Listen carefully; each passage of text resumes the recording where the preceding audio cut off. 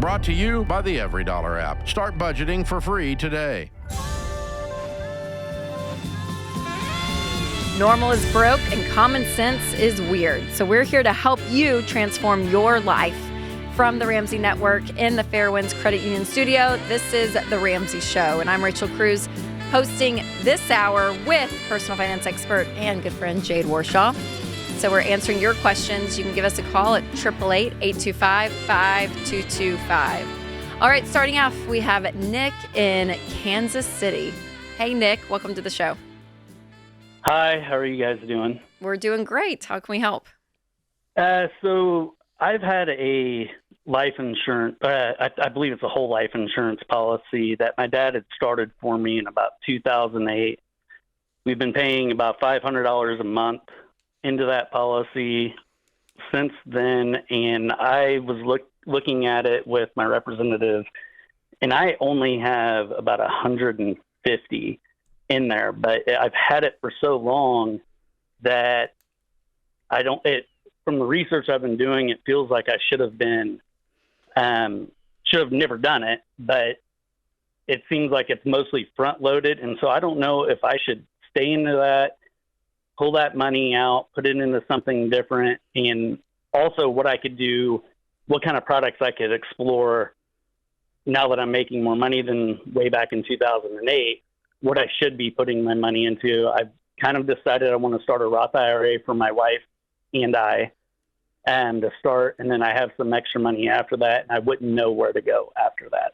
So you said the cash value is only $150K. What's the death benefit? Only $500.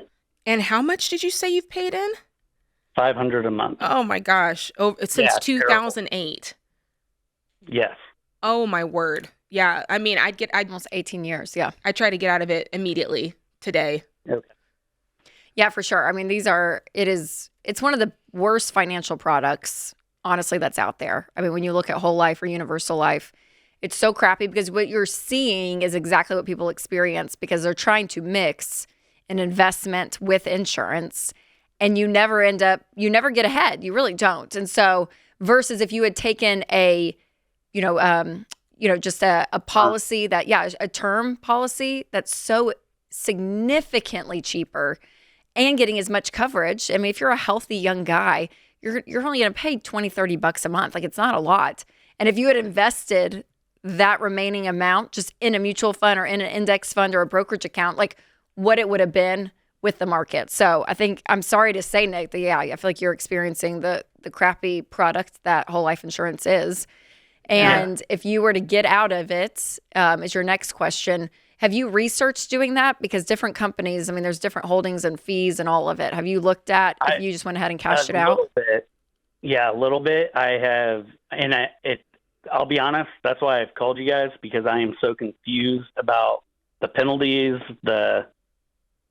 I'm so confused. I feel like I've made a lot of good decisions in my life, but this was one horrible one. Yeah, I would call them today. I mean, obviously you're going to lose the death benefit because you're canceling the policy, but some of that cash value should end up rolling to you minus fees. So I would call and find out exactly what that is. And then once you feel good about the information, just cancel it because it's not serving you. If you had taken that same money and invested it just in an index fund, it would have been more than double by now. It would have been closer to $300,000. So I think we both agree that that wasn't the best way to invest that money. And then if you're looking for coverage, then just go to term coverage. And I almost instead. I would contact Zander Insurance, because they'll shop their mortgage. They basically shop companies to get you the lowest rate for a term life. And I would go ahead and do that. I would do a term life before you cancel the whole life, just because you have a wife. Do you have kids? Yeah, I have two kids. Yeah, so I would make sure before you cancel the whole life policy, get a term in place. Again, it's going to be very inexpensive. You and your wife both need a policy. And do that, then cancel the whole life. And once you get that cash out, like what Jade's saying, is then you can start applying it actually to invest. That's actually going to make you money. Now, when this was purchased, was the intent to build wealth, or was the intent for insurance purposes, for life insurance? What was the intent? It was the intent. Well, my dad did it with one of his friends, and he's been paying for it for most of the time. I worked for my father, but I didn't actually, I wasn't making a lot of money until maybe 2017. And since then everything's been great, but the insurance was just to make sure that after I was married and that anything that I had debt wise was going to be paid off. Yeah, so that's a good word to the wise. When you're purchasing insurance, it should just be that. It doesn't have to be married with any other sort of investment thing. Insurance is insurance. Investments are investments. They're separate deals there. And so just knowing that going forward, I mean, it's a really good call and a really good question, because I think people get caught up in whole life all the time. Yeah, so the next step, Nick, when we're talking about investing, do you guys have an emergency fund in place? Yes. Okay. So probably too much. Probably too much, is that what you said? You're just covered, Nick. You're just covered all the way around. I've made a lot of good decisions in my life. Sure. But my retirement is not one of them. Okay, so let's be looking at that next. Yes, so the Roth IRA you mentioned, yes, absolutely. And your wife, even if she's not working, she can open up a spousal Roth IRA. So I would do those two as well. I think the limit this year, if you get it all in place, is $8,000. And sometimes it changes year to year, but you can fully fund that if you can. I mean, for this year, which would be amazing. And then be looking into, do you have a 401k at work? My wife has a 401k. Okay. I do not. You do not. Okay, perfect. So just as a household, you want to be investing 15% of your income. So I would do those Roths first. Then your wife needs to be looking at her 401k and go ahead and go up to the match as well, which then you guys can do both. Yep, that's great. And then anything beyond that, you guys can continue to throw money at her 401k if it's a Roth. That's a great option. And then some people, want flexibility outside of retirement. So you could look into other options like, an index fund, a brokerage account, a mutual fund. But all of those, again, they're not going to have the tax advantage like retirement. So we would say 15% of your income needs to be going straight into retirement. So that is 401ks, Roth IRAs. And then anything above that, once you guys pay off your house and everything, you can look into some other options, which I feel like you guys, like you said, you're smart. I mean, you guys have made some great decisions so far. It's just this whole life policy sucks. And I feel like you're feeling the repercussions of that. Okay. Awesome. Well, thanks for the call, Nick. I appreciate it. So you guys, if you're looking at life insurance, again, term life is the way to go. It's so inexpensive. Winston and I just upped ours again. I think it was probably 3 years ago. And we had someone come to the house because you got to do all your health stuff. Yeah, to prove all your health. And we get it back. I'm like, oh my gosh, because we even upped the amount. We went ahead and upped the amount of what we were, and it was so inexpensive. Yeah, it really was if you're not healthy, a lot. Yeah, it's not bad. Yeah, so if you're able to do that, you guys, so worth it. And again, Zander Insurance is a great place. It's the place Winston and I use to shop our health insurance because they shop multiple companies. It's not just looking at one company. They're looking all over to get you the best rate possible. So Nick, that's what I would do for your family and anyone else listening.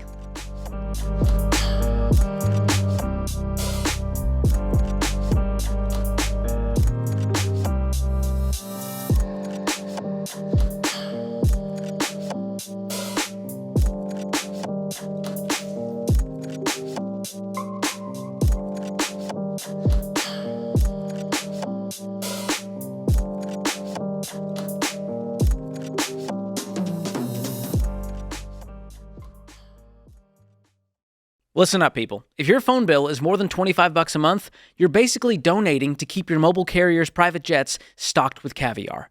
But Boost Mobile isn't playing that game. Unlimited talk, text, and data for just $25 a month. No contracts. No, we're raising your rate because we feel like it emails. Just a simple, low bill every month. And because they actually believe in what they're selling, there's a 30-day money-back guarantee. So if you don't love it, get your money back for zero risk. Go to boostmobile.com/Ramsey to make the switch today. That's boostmobile.com/Ramsey. Restrictions apply. See boostmobile.com/Ramsey for details.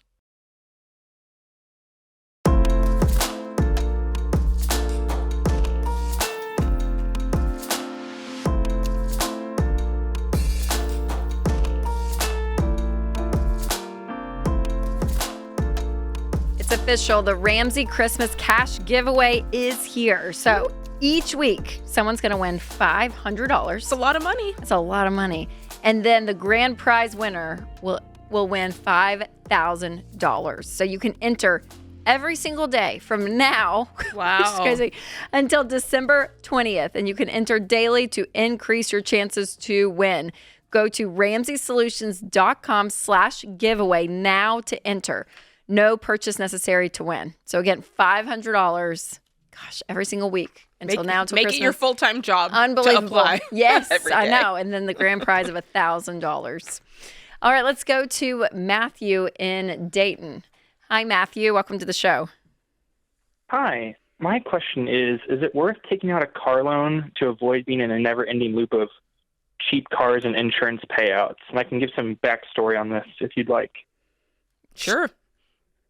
Yeah, so I just got married 22 days ago. Congratulations. And my wife has had her, thank you.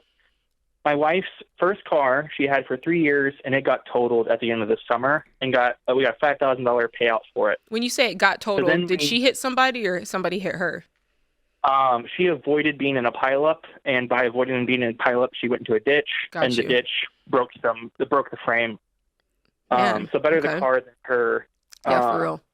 So that got totaled, and we bought her dad's car for the same price of the insurance payout because she was on her parents' insurance at the time. So Okay. the $5,000 for her dad's car.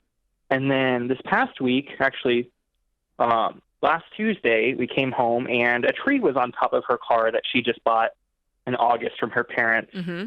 And now that car is being totaled for around $5,000.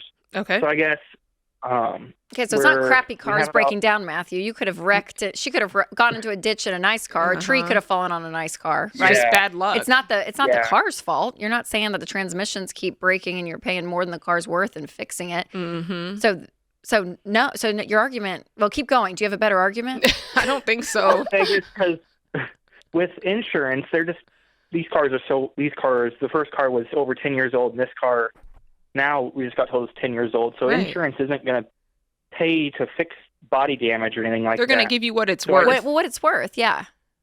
Right. So I just, if I just buy another car for the same cash value of what it's worth, that's going to put me in another spot of if that car gets in an accident or something happens, I'm just going to be in another. Right, but Hey, for nothing what was it's wrong worth with the in car to another- be. Yeah, Nothing was wrong with the car to begin with. You're You staying didn't. lateral, which is fine. You didn't call in saying, "Hey, I've had these $5,000 cars and they're just breaking down left and right." You called saying she avoided a pileup, a tree fell, lightning could hit the next car tomorrow, and then they'd pay you out another $5,000. The car is still not the issue. I think the issue is you just want a nicer car, and you're hoping that this can give you an excuse to get one. Okay. I haven't thought about it from that perspective. I have. That was I think that's okay. what you want. I mean, can you tell me anything other than kind of like these bad luck situations? I mean, Like I feel like just the don't argument know would be here because would be much more convincing, Matthew. Even though you can't convince us to take out a car payment because what you're going to spend on a car, the interest and all of it, it's not a good investment. You could talk to majority of financial experts out there that may not agree with us on credit card points or certain things. Almost everyone agrees that a car payment is the worst type of debt you could probably get into because you're Absolutely. paying interest and you're paying more on something that's going down in value. And so that makes no Right. sense versus a house, right? You go and you pay interest on a mortgage. Well, at least for the most part, houses are going up in value slowly, fast. I mean, all of it. But over time, a car goes down. Like people call this show when they're like, hey, I went and got a car payment for $26,000 and now it's worth $20,000. I mean, almost all the time people are underwater in cars. And so that's because they buy too much car. They buy a car they can't afford and it goes down in value and they can't take the financial hit. They don't have the money to be able to even, absorb that. that's right. So you'll get this next $5,000 payout and you'll go get another $5,000 car. Now, if you had some extra cash you wanted to put with that and, you're out of baby step 2, I'm not mad at that. What baby step are you on? I'm not sure exactly. We have about 1,000. I haven't looked at it exactly for baby steps. We have about 1,000 in an emergency fund. Okay, good. But we're paying off our wedding and our honeymoon. We have about 2,000 left on a credit card. Okay, how So that much was is the wedding kind and honeymoon payoff? We have about 2,000 left paid. It was probably about $40,000 wedding and about $6,000 honeymoon. Okay, but you only have $2,000 left to go. Yeah. Okay, That's good. great. So we would call that baby step 2. So in the land of baby steps, there's 7 of them. The first one you have, which is to have $1,000 saved just between you and life. And then the second one, you pay off the debt, smallest to largest. It sounds like you're doing that. And how quickly can you get this $2,000 paid off? Ideally within the next month. Okay, great. And then It's after really just that, a time thing of putting paychecks in because we're living within our means and That's good. great. saving money where we can. Any So it's student really just loans that. or anything, Matthew? Any other debt? Yeah, she has about $9,000 in student loans Oh, that okay. they were in her junk folder, and the mailings of missed payments were going to her old house, and that was Got a you. whole thing of she forgot about the loan, and it was quick, and she needed to stay in school. Is So we're there trying to figure anything that out else soon. besides the 9,000? No, Okay. that's it. So everything but So I the guess house mine- And how is much are baby you, step 2. how much are you guys making total together, Matthew? You and your wife? 70 take home Wonderful. Okay. combined. Yeah, that's great.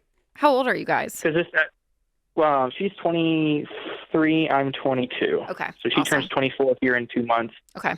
And I'm just Perfect. kind of calling in as a husband of like, well, we've already had to do car searches the last 2 months and have to deal with all of that. Okay. My main thought was if I take a $5,000 loan or something like that. It's not going to change what Get a car happened. You're work. still going to have to do car research if another tree falls on the car. If you bought a $50,000 Right. car in cash today, if a tree falls on it, you're still going to have to replace it. And they're still going to Right. give you the value of the car. So I want you to let go of that. I want you to let that Okay. out of your kung fu grip because for some reason you think that getting a more expensive car is going to change the tree is going to be like, hold on. yeah. Hold Wait, on. we can't fall on a Mercedes. It's a Suburban. I'm going to fall this way instead. Oh, Yeah, it's like no. those commercials, Mayhem. Yeah, totally. Mayhem, I know. Mayhem follows you no matter what, my guy. I know. Yeah, so Matthew, I mean, you guys are doing great. I mean, you really are. And I just want you to shift that mindset. If you start to entertain debt, then it is the easiest road to go down because there are people and companies that are wide open, willing to accept you and make you feel great and justify any way to get you in because they're going to be making so much money off of you. That is the industry. Okay, that is the industry. Right. And so when you can avoid that, and you guys are so young, and I'm like, please, if you can just avoid that, you guys together, and you make a pact and say, we are not going into debt. So we're going to pay cash for our cars. If we have to go on an anniversary trip next year, we're going to save up and pay for it. Like when you can avoid it and you guys are making 70 grand and you get out of debt and all that, like you guys are on the positive end then financially. So don't continue to have these thoughts of debt because it just constantly will financially take you more in the negative. And it takes away from your net worth. It takes away peace of mind and all of it. So if you can, and I would implore you to consider just living debt free. And it's not exciting. The ego is not going to love it. We don't love the $5,000 car. It doesn't make you feel great. It doesn't make you But feel it's not forever. successful. Yes, but for a season. That's for a season. And then you guys can save up cash, sell the $5,000 car for $5,000 because probably what it's still going to be worth. That's right. Put it with another $5,000. And that's a $10,000 car. And then you do it again and again and again until you guys are, at cars that you love, but you're paying cash for them. And it's going to be a slower process, but man, so worth it. Gotcha. I needed to hear this because I grew up in a family where you didn't buy cars. We always bought cars for cash, and that's the same way with her. And we were just kind of in a pickle of like, do we just keep doing this? Yes. And Yes, so, you yeah, do. Yes. I needed to hear that. For sure. Yeah. Your parents have set up some great examples. Both of you come from a very similar background. And so stick with it. That's why we always say, normal's broken, common sense is weird when we open the show because that's what's happening. So live within your means, Matthew. If you don't have the money, don't buy it. Don't be under that impression that if I can afford the payment, I can afford it. No, you have to be able to pay for things in cash.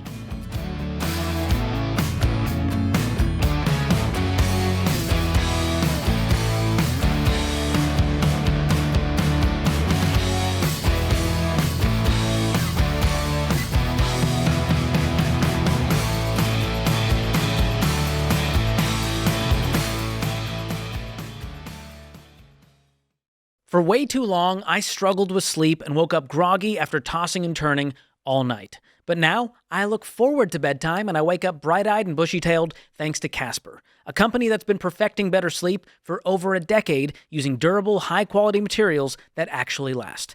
My whole family now sleeps on Casper mattresses. Yes, even the dogs have their own Casper dog bed, to no one's surprise. And it's not just one man's opinion. Casper customers keep their mattresses for years, and 4 out of 5 customers recommend them to friends. And with free delivery and a 100-night trial, Casper is no gimmicks. A mattress you can trust, backed by quality that lasts. So go to casper.com/Ramsey and use promo code Ramsey to receive 25% off all mattresses and 10% off everything else with code Ramsey. That's casper.com/Ramsey. Exclusions apply.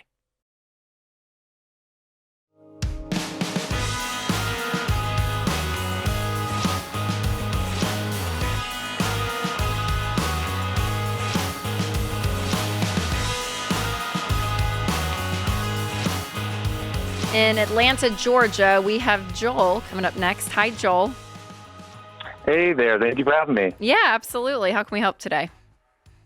Hey, so me and my wife have a new 6-month-old daughter, and Oh, congratulations.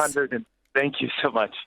We're about $287,000 in student loan debt, and I'm trying to figure out the best way to tackle this. So we have the emergency fund, but we recently had a car repair, and that zipped that out pretty quick. And so I'm asking, are there times in which the emergency fund should be bigger before you start hammering those student loans?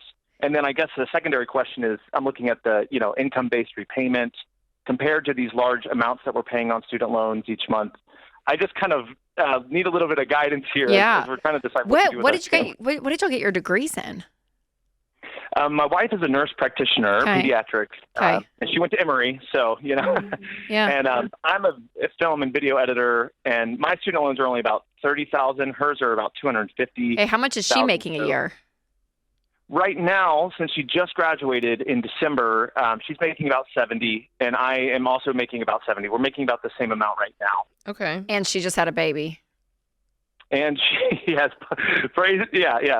She's Is she going to be going back to work, making more than 70? Like, is that her plan? Yes. So she has started back to work already, and that's kind of where she is at now. Hopefully, over the next few years, obviously that increases as she can take on more patients. But that's kind of, we're trying to operate with what we have now and trying to look forward to the future. How do we prepare for possible other cars and all that sort of thing? You're not doing any kind of investing right now, are you? I do have a 401k at work that I've been that I stopped contributing to last year while we were moving, having the baby, and all the things early this year, and then I started again. Okay. But so I think you need to pause that, because right now, if what you say is true and you're interested and serious about paying off this debt, then that means you need every piece of money that you can get your hands on, and that includes right now, just for the time being, pausing that investing. And trust me, you'll get to it later. I'm like you. My husband and I had $280,000 in student loans, and we paused investing. And it was just a short period of time, but it really does give you the ammunition you need to knock out the debt a lot faster. How much, when you guys get your check, that net amount, how much is it every month? We bring in about $8,000 total, like among both of us each month. Okay. And most of that goes out with bills, daycare, because we're both working. Right. And then also the student loan debt or the student loan payments on hers were about $3,000 a month, and I was like, for the 10-year plan. So I took it back down to the 25-year plan. That gives us a little bit more breathing room. Fine. But once again, not enough to save for a car and all the things. So I'm not mad at you taking advantage of taking it down to the 25-year plan to lower the payments on all of them, but only with this caveat: if you take all of the extra money that it saves you and put it on the smallest debt. So do you have any debt besides the student loans? No, that's our only debt. And the student loans, I'm guessing, are broken up into smaller student loans. It's not just one big one for right. Exactly. So if you do the plan that's the 25-year plan, and let's say it drops it down to, what's the payment now? From $3,000 down to $1,900. Okay, $1,900. Now you can take that extra $1,100 and you can throw it at the smallest student loan at the principal. Do you see what I'm saying? So it's giving you more firepower to knock that smallest one out first, so it's not getting eaten away with interest. Does that make sense? Yes, absolutely. But should we take a few months first to save up a No. little bit bigger emergency fund? How much do I you guess have in with your a baby, emergency it's a little fund now? How much is in there now? Well, it was at 1,100 this morning, but I had to Good. get a repair on one of our cars, and now it's at like 400. So. Okay, so stack it back up to 1,000. We found over the course of 25 years, 30 years doing this plan that $1,000 is the sweet spot. It's just enough that if something breaks down with the car, right, Rachel, Yeah, you can exactly pop how in it's there Yep. and get it fixed. But it's not so much that it's taking away from the momentum of you paying off the debt. It might feel like not a lot, but your wife's already had the baby's healthy, you guys are home, childcare is paid for. Like, you can take that moment and exhale and say, okay, like the risk or the danger is over. $1,000 is good. And then if you clip $1,900, if you clip that other $1,100 at that student loan, you're going to pay it off a lot sooner. And think about how much more you can add to it. So this is probably you doing some overtime. Probably now's not the time for your wife to do overtime with a baby, but getting that number up as high as you can, because ultimately you guys are going to be the ones that say, okay, if we do it at a rate of $1,100 a month extra, here's how long it's going to take. We're not satisfied with that. So let's see if we can get it up to $2,200 a month extra. Are we satisfied with that? Do you see what I'm saying? And reverse engineer that number to get it where you want it to be. Yeah. And Joel, I mean, it's a lot. I mean, $300,000 of debt.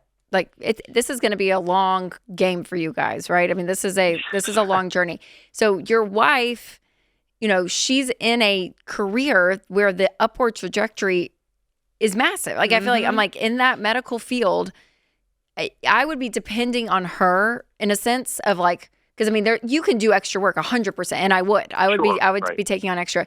But, and I am. I do freelance that brings like $600 a month. Yeah, awesome. That's great. That's awesome. Yes. So for her long term, and when I say long term, I'm saying 5 to 8 years, I'm going to be making as much as I can. I mean, because to your point, I mean, she went $250,000 in debt for this degree.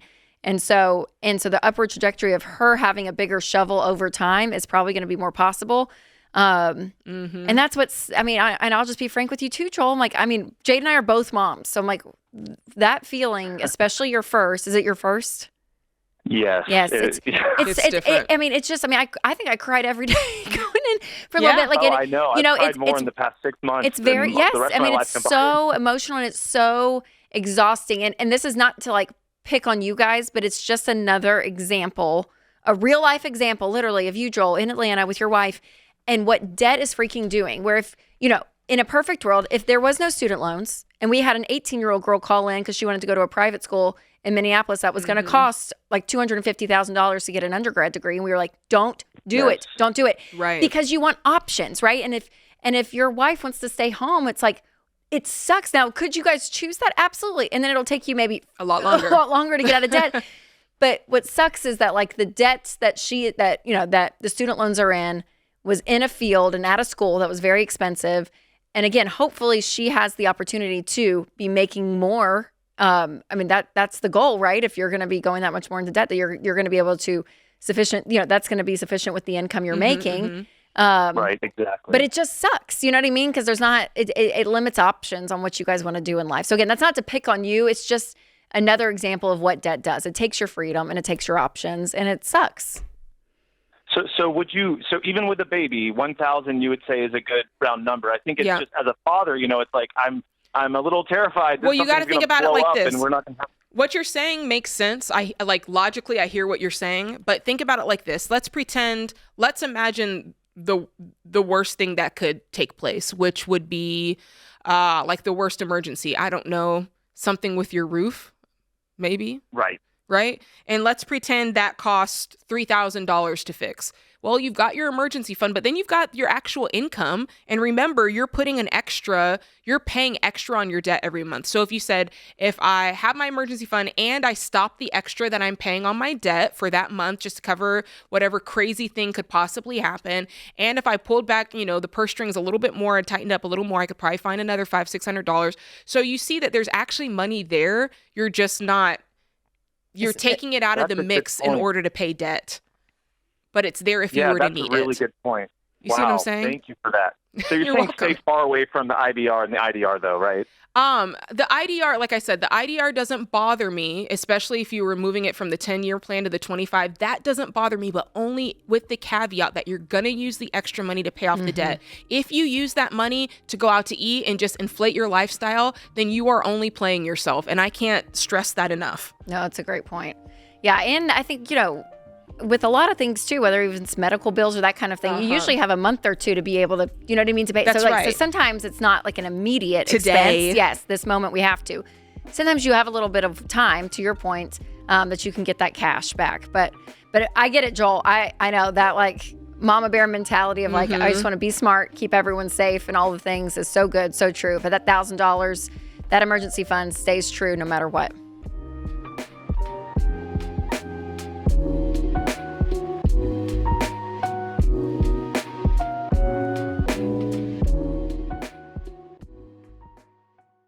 This show is sponsored by BetterHelp. I have awesome friends, I got a great faith, and I have an amazing wife and family. I've also got 2 PhDs worth of information about how to be well. And yet, the times that I've spent with great therapists over the years have made all the difference for me. The right therapist can change everything about your mental, emotional, and relational health. And this month, my friends at BetterHelp are shining the spotlight on the therapists, the people who truly make the world a better place. With over 30,000 therapists, BetterHelp is the largest online therapy provider in the world. And BetterHelp works. They have an average rating of 4.9 out of 5. They work. Plus, BetterHelp is totally online, so it's easy to fit into your schedule. To get started, just answer a few simple questions, and BetterHelp will connect you with a licensed therapist. And if it's not the right fit, you can switch at any time for no extra cost. This month, we celebrate the therapists who've helped millions of people take the next right step. If you're ready to find the right therapist for you, BetterHelp can help you start that journey. Visit BetterHelp.com/Ramsey to get 10% off your first month. That's BetterHelp, HELP.com/Ramsey.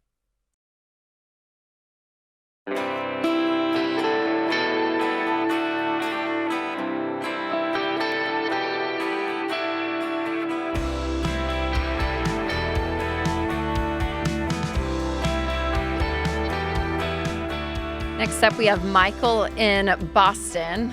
Hi, Michael. Welcome to the show. Hi, how are you today? We're doing great. How can we help? Doing well. So I have a question for you. I was just informed a few weeks ago that I'll be getting laid off at the end of the year. Oh, no. And my wife and I have, it's all good. My wife and I have about $100,000 in cash right now. I'm just trying to figure out what I should do with that in these uncertain times. Okay. What do you do, Michael? I work for a large corporation. Okay. In product management. What were Gotcha. you making? I was making $160,000 plus a 20% bonus. Okay. And does your wife work at all? She does, yes. And what does she make? 110. She makes $110,000 a year. Okay. And how quickly do you think you can find a new job? Is this something you can start looking for like this week? Yeah, I mean, a job and a good job are different things. Sure. But I will, I did get a decent severance package that can really hold me over almost for a whole year. How much was that? So I have my full salary through the end of October of next year. Oh, good. And that's not including the $100,000 you guys have saved. Correct. Okay, that's really good. That is nice. You're in I want to encourage you that you're in a really good position with the severance and with the cash sitting there and the fact that your wife also works. I want to caution you, though, because I don't want that to be a reason to not be motivated to really go out there and get a job that was just as good as the other, replace this income and possibly make more money. I mean, what's to stop you from making more going into the next season with all of the, experience that you have in that field? Right. Yeah, absolutely. And that's one of the goals for sure, if the opportunity is available. So if I were you, I would be looking tonight at your budget. Do you guys have a budget? We have a loose budget, definitely. Okay. Yeah, inclusive of the mortgage, one small car loan, and just other monthly bills. So what I would do, we'll give you every dollar before you get off the phone tonight, but I want you and your wife to sit down tonight and really plug in all of the numbers, because if you can, my goal would be to touch as little of your saved money as possible. Do you guys have kids at home, or who all is at home? We do. We have 3 kids, 14, 11, and 6 years old. Okay. So I would want the goal to be, we're going to touch as little of this 100,000 as possible. So in order to figure out what that is, you've got to set a budget for 110 and see, okay, monthly, if we set our budget for whatever wife brings home. And he'll be getting a severance. And too. you'll be getting your severance too. So, that's true. So not much. True. Not much should change. Yeah, I would be paying your debt. How much you guys have left on your car? It's a 2025, and we have about a little less than $10,000 left on that. Okay, well, I would pay that off tonight. Mm-hmm. That's true. Yep. What other debt do you guys have? That's a 4% interest rate. I don't care. The only other other debt that we have is our mortgage. Perfect. Okay, so all right, great. Yeah, so the baby steps, Michael, is the 7 steps that we walk people through. So technically, I think you guys are on baby step 4, because you guys will be debt free by tonight, correct? Because you're going to just pay off that car, and then that'll be a $90,000 sitting in savings. And I would figure out your monthly expenses, what you guys, what you have, and I would go ahead and get a 6-month emergency fund, just because you got 3 kids. The job thing is kind of in the air. 6 months is plenty, because you're still getting paid. You're still going to get a salary. So I take that, whatever that 6 months is for you. I'm making this up, Michael. So just say it's like, I don't know, 10,000. So say it's 60,000. You'll have 30,000 left. And then with that 30,000, I mean, honestly, I don't think I would be motivated to feel like I have to keep any more because of a job loss, because you're getting paid the same. So it's almost like you haven't lost a job technically, right? Because you're still getting a paycheck. So you guys are still living your life. Is the severance at all tied to if you get new employment anywhere? Like, will that stop at all? Or will you get that plus if you get a new job?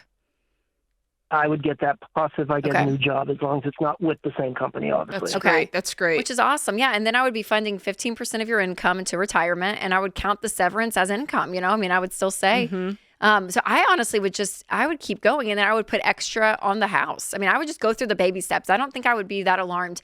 When I first heard you were being laid off, honestly, in my head, I'm like, oh my gosh, if you have no savings, you're down to one income, then there's a lot of shifting that has to take place. And that's usually people's situation. But you're getting a nice severance. You guys are going to be debt free. You have a fully funded emergency fund. So not much really has to change, Michael. I don't feel that urgency. Do you, Jade? No, I mean, the only thing I'm thinking is you've got to find another job that's going to replace your income, and you've got to be on it.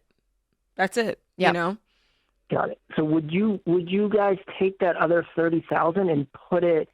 I would probably put it at the brokerage account, like into an S&P 500 fund or something along those lines, or should I just keep the cash? That's where my big decision is. Okay, right now. so I almost would do option C, Michael, because if you're funding 15% of your income into retirement, the next step beyond any other investing is to pay off the house. So I almost would be tempted. How much do you guys have left on your mortgage? $260,000. Okay. It's a 2.8. It's a 2.85 rate. Okay. Yes. Again, the interest rates don't really apply to what we talk. When we talk about math, it is so behavior change, finding peace. Dr. John Deloney, one of our other hosts, he always says we're solving for peace. And we find when people are completely debt free, that is one of the most peaceful places you can be financially versus high stress, high financial stress with trying to pay bills and keep up with everything. So you can do what you want with that 30,000, Michael, that's left.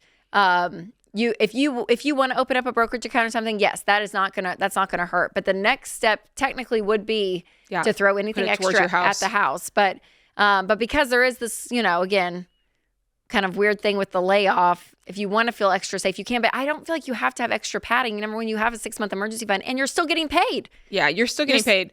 Yeah, there's part of me that might wait until this it's a storm. It's not the stormiest of storms because of the money. You'll get a job, yeah. There's part of me that might wait until you land that next job. And then if you do, I mean, what a blessing, because you'd be getting the severance plus to pay from your new job. Then you'd have something to do with this $30,000. Like, you could really do some major damage on your mortgage at that point as far as paying it off. Whether or not you wait until you secure the next job is really up to you and how you and your wife feel about it security-wise. Awesome. All right. Well, I appreciate the advice, and hopefully good luck moving forward here. Absolutely, Michael. Well, I'm sorry about the job loss, but I'm thankful you guys are in the position you are. You guys have done a great job saving, and again, that severance is everything. So helpful. Rachel, let's just take a moment and talk about it, because I could tell you're getting frustrated. Not frustrated, but like the interest rate. The interest rate. And let's talk about that, because people get so hung up on, I've got this debt, but the interest rate is good. So therefore, somewhere in their mind, they think they can just string it along because is that 2.2%? You know? That is not a big deal. Yeah. It is a big deal. Debt is risk no matter how you slice it. If you are tied to debt, that means you have risk associated with your life. And even if the interest rate is lower, it's actually in many ways more dangerous, because you're more likely to leave it around and keep it in your life for longer. So just remember, guys. Yes. And debt is debt. And that is the hard thing, because I think, even the question with paying off the house, people, they have $60,000 left in the mortgage and they have $70,000 in non-retirement investments. And they're like, wait, you want me to just pay off my house? But I'm making up to like 20% this last year, and my mortgage is the old interest rate of 3%. Like, I could be making a 17% spread. And so the calculations come into place. And again, we're not dumb. We get that. Totally get that. That makes sense mathematically. But what is never calculated, again, is the emotions around money, which is what Jade's, the emotions around money, the stress around money, the peace that you have around it. And so we can play the math game all day long, but that's even one reason we talk about you pay off the smallest debt first, not the highest interest rate. Like, it's not a math problem. Majority of personal finance is your behavior. It's not the head knowledge. It's not the Excel sheets. It's not trying to form the interest rate that's what's best for you, and it's not that bad. Debt is debt. So to your point, the borrower is slave to the lender. That's when it says in Proverbs. So there's something freeing about being debt free, you guys. So again, Michael, he has a great head start. I'm excited for him. I think a new change, good season. Yes, and they were wise. So it's not a crisis. This is just an inconvenience.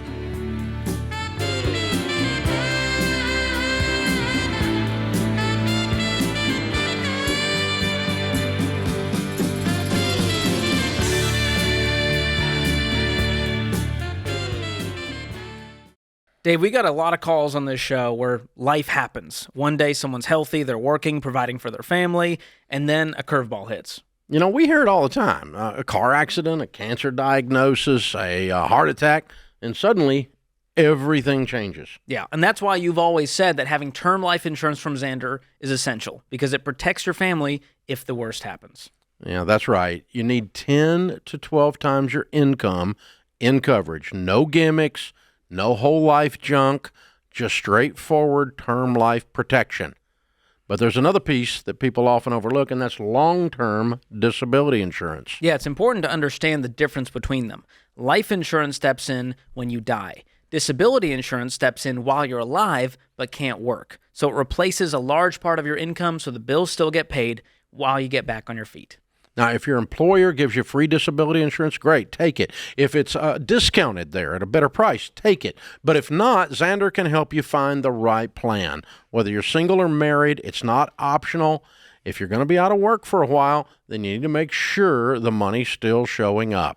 And that's why Zander is our go-to. They make it super simple to get the right coverage at the best price, no pressure, no upselling. I've trusted Jeff Zander and Zander Insurance for over 25 years, and so has my family. So don't wait. It's fast, it's easy, and it could make all the difference. Go to Zander.com or call 800-356-4282. Protect yourself, protect your income, protect your family.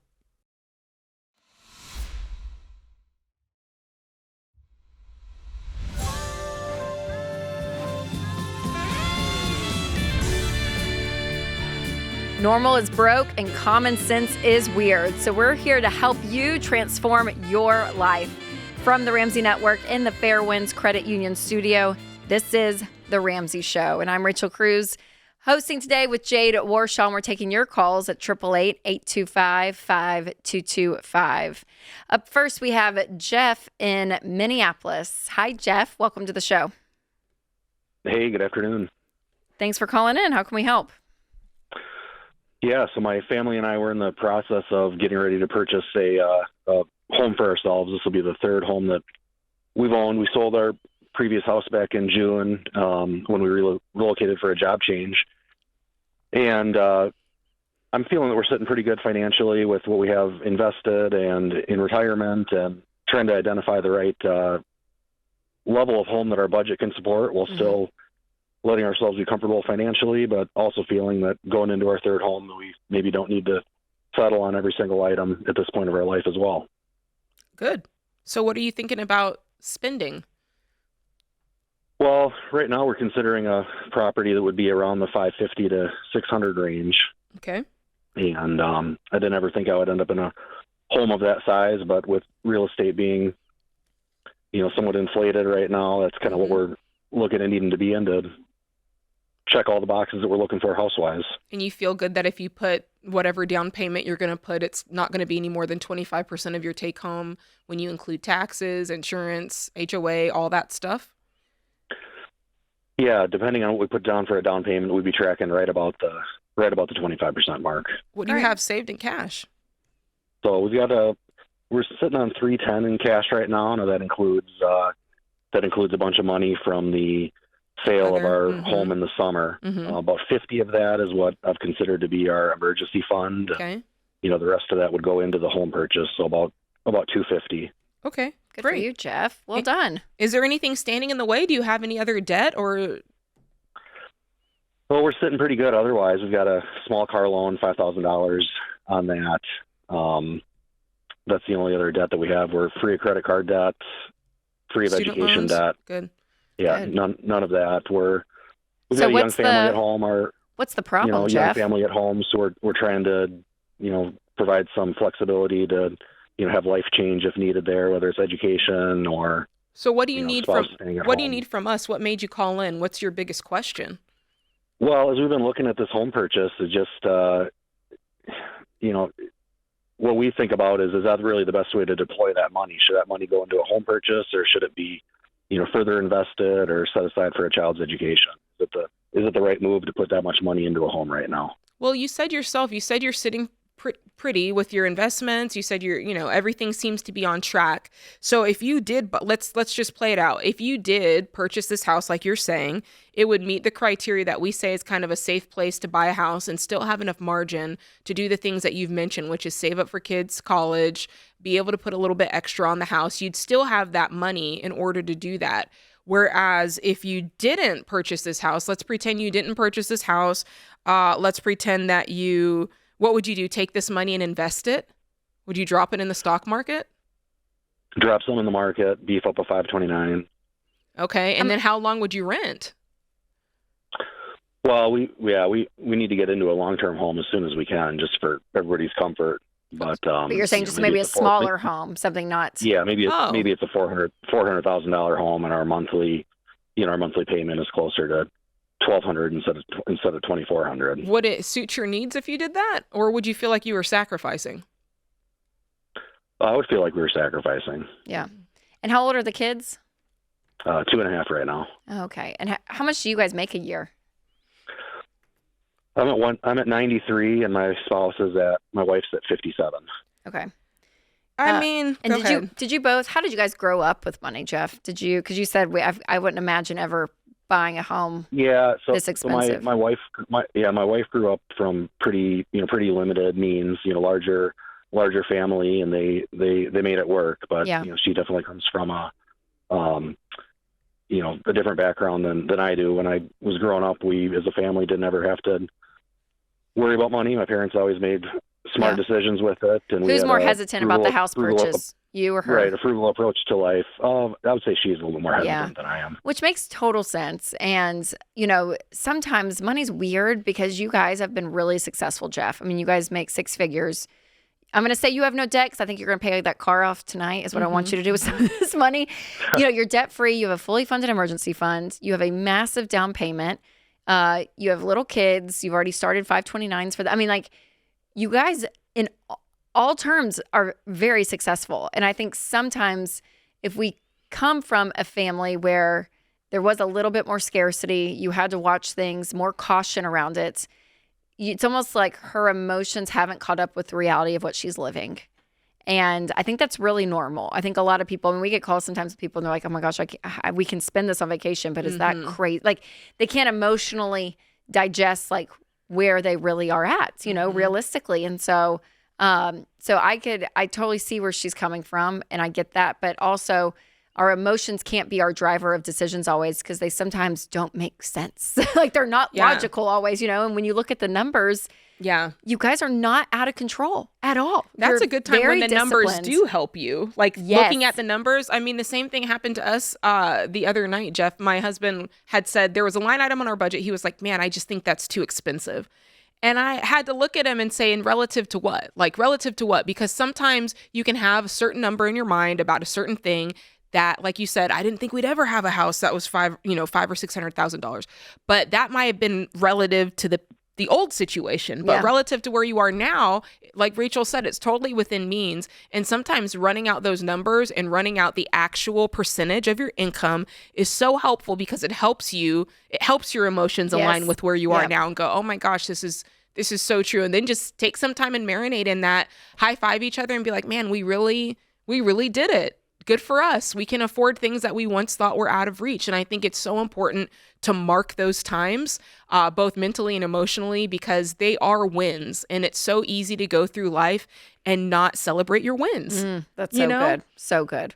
That's Jeff, good. That's good advice. Yeah, appreciate that. Yeah. Do you all have a specific house that you guys have looked at and you're thinking about putting a down payment on? Like, is there a specific one that she can like picture and see, or is it just that's the price range and you guys are going to start looking?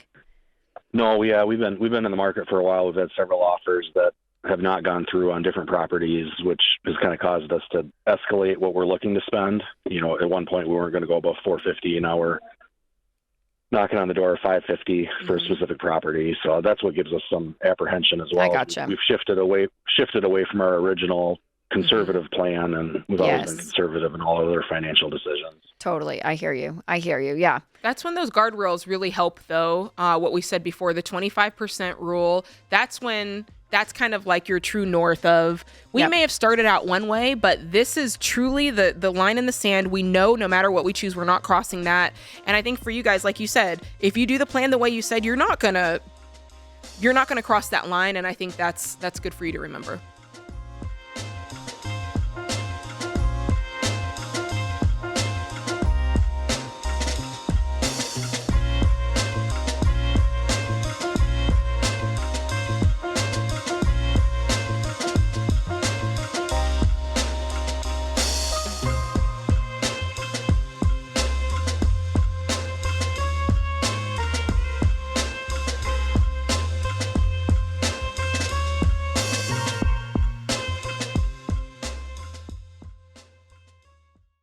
I love entrepreneurs. Don't forget, guys, I started my company on a card table myself, so I know what it's like to have people counting on you, your team, your family, not to mention your customers.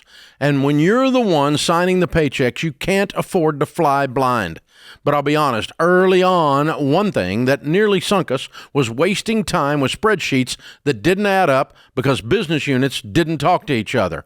I finally told my team, just fix it. And they did. We got NetSuite. That was years ago, and we've never looked back. See, NetSuite isn't just for tech giants. It's built for growing businesses like yours. Over 43,000 businesses already run on NetSuite, including a lot that started just like you. And now, with built-in AI, NetSuite is helping them even more.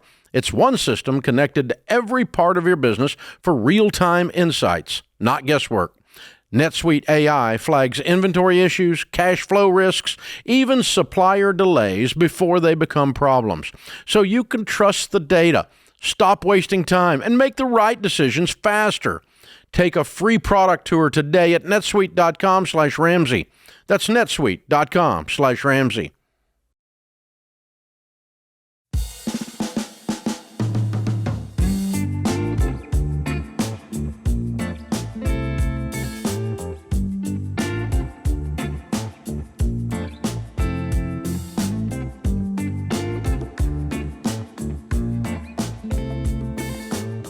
Our question of the day is brought to you by Why Refi.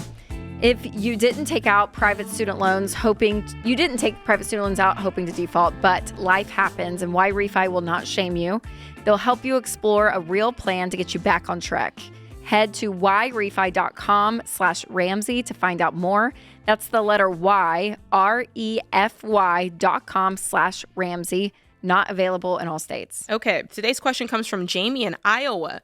They say, I'm struggling to pay off debt, not because I can't afford to, but because it's hard for me to let go of the cash that's in the bank. I have close to $80,000 in car loans and a $450,000 mortgage. I have liquid cash of $300,000 and a brokerage account with $100,000 in it. I know it makes no sense to keep the debt, but I have a hard time not seeing all of the cash available. How do I overcome this mentally? Oh man, so this is crazy because if you were to clear out the $300,000 of liquid cash, or at least, take it down to 3 to 6 months and then take the $100,000 out of the brokerage, you could almost pay off everything, including the mortgage. Almost, you'd get pretty close, but for sure you'd clear the $80,000 in car loans and get rid of most of the mortgage. I have a sense, Jamie, that this is some sort of like fear of the unknown.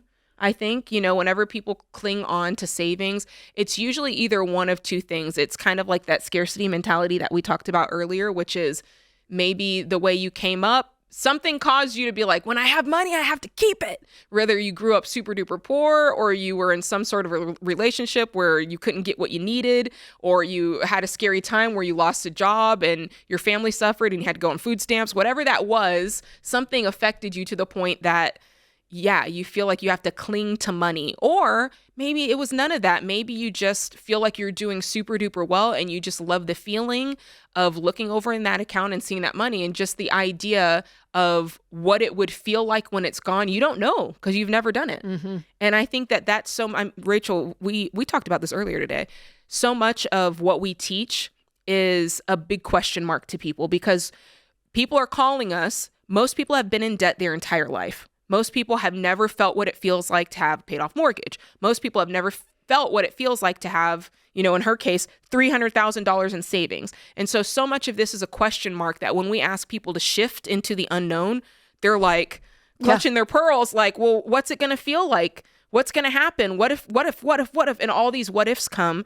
And I get it. It can be overwhelming. But in this case, you almost have to ask yourself, well, what if I don't do this? What's the repercussion on the other end? Let's talk about that. Because if you keep this $80,000 in car loans around, all you're going to end up doing is, milking yourself with interest. That's ridiculous. Why do that? Same thing with the mortgage. I mean, an amortization schedule is there for a reason. It's explaining how much the interest is costing you year over year and how much is going to the principal. So you can see on paper that the longer you keep that debt around, the more you're paying in interest. So you kind of have to ask yourself, at what cost? And what would it feel like to be free?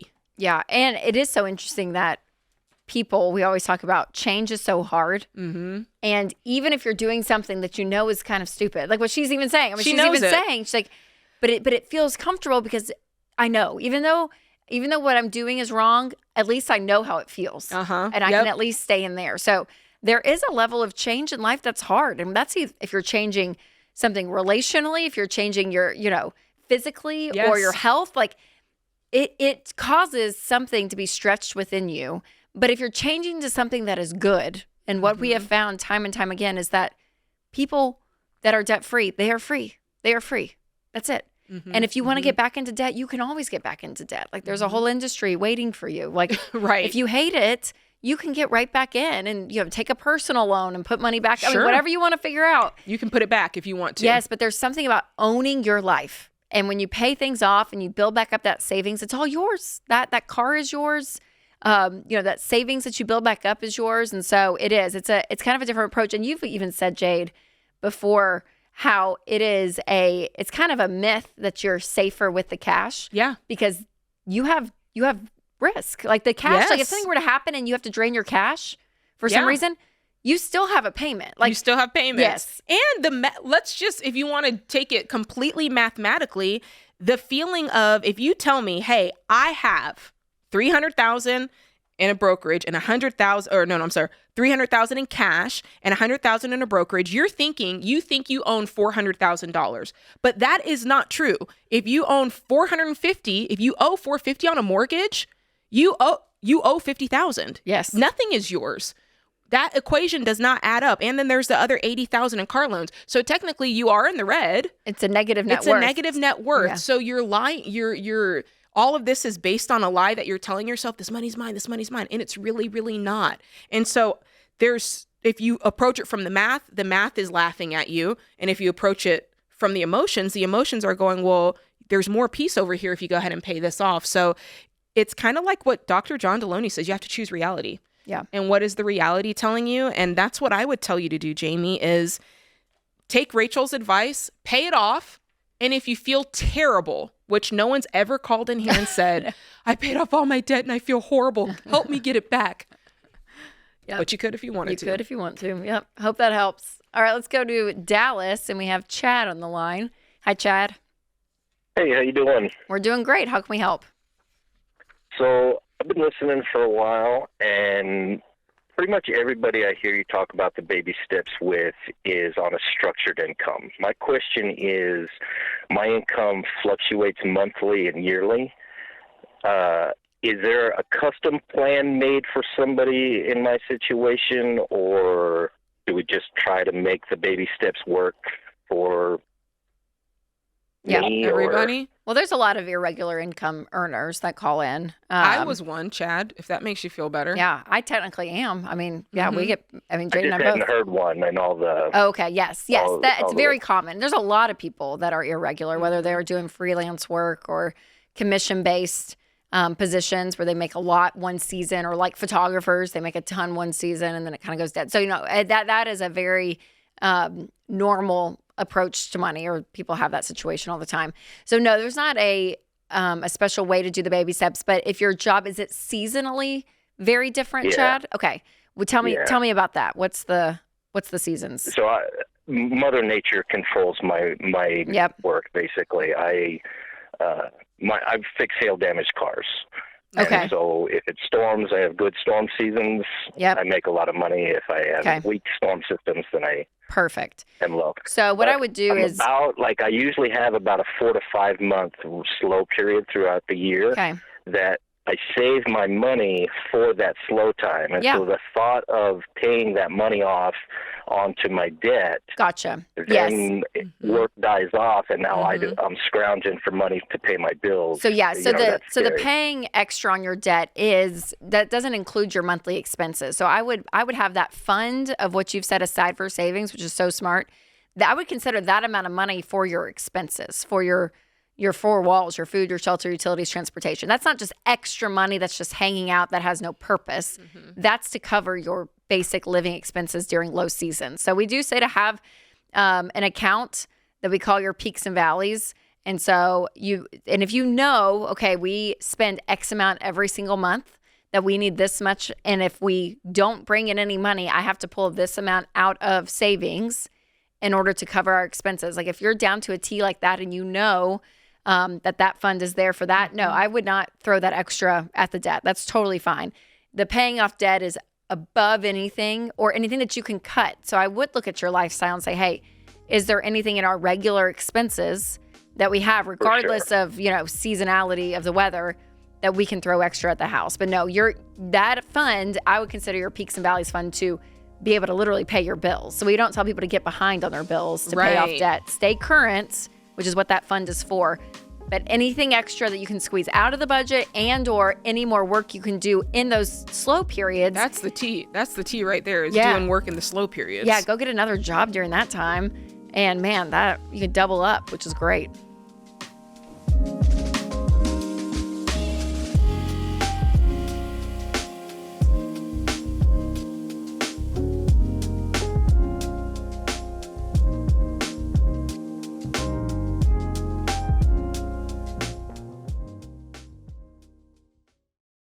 Hey guys, it's open enrollment time for health insurance. And if you have ever felt overwhelmed trying to figure out your healthcare costs, you are not alone.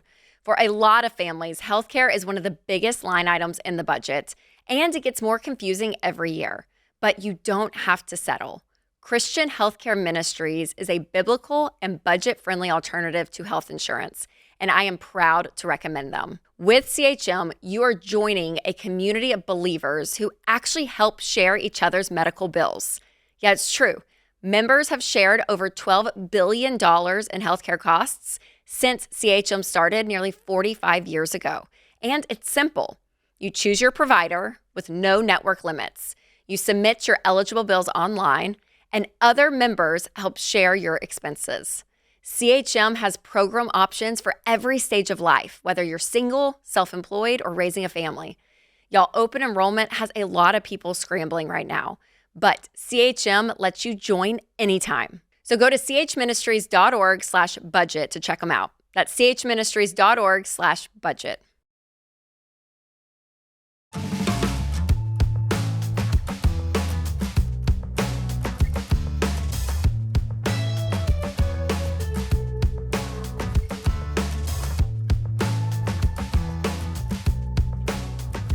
Well, if you enjoy the show, one of the best ways that you can help us out is by spreading the word. So putting it on social, sharing it with your friends and family, it's always helpful. So make sure to subscribe and give us a like, share the videos. And we always love to spread the word about the show because we want to help people get control of their money. Absolutely.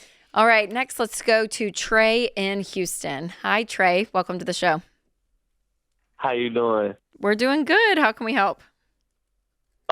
So I'm about $4,000 in credit card debt right now. Okay. I don't have any other loans, anything else. And basically, me and my girlfriend have been talking about getting married, and I've been thinking about just engaging to her soon and stuff. And we've been talking about homes and everything like that. And I've been talking to her about the show, but I just want to know, how can I tell my girlfriend that I kind of lied about my financial situation? Oh, no, you lied. What happened?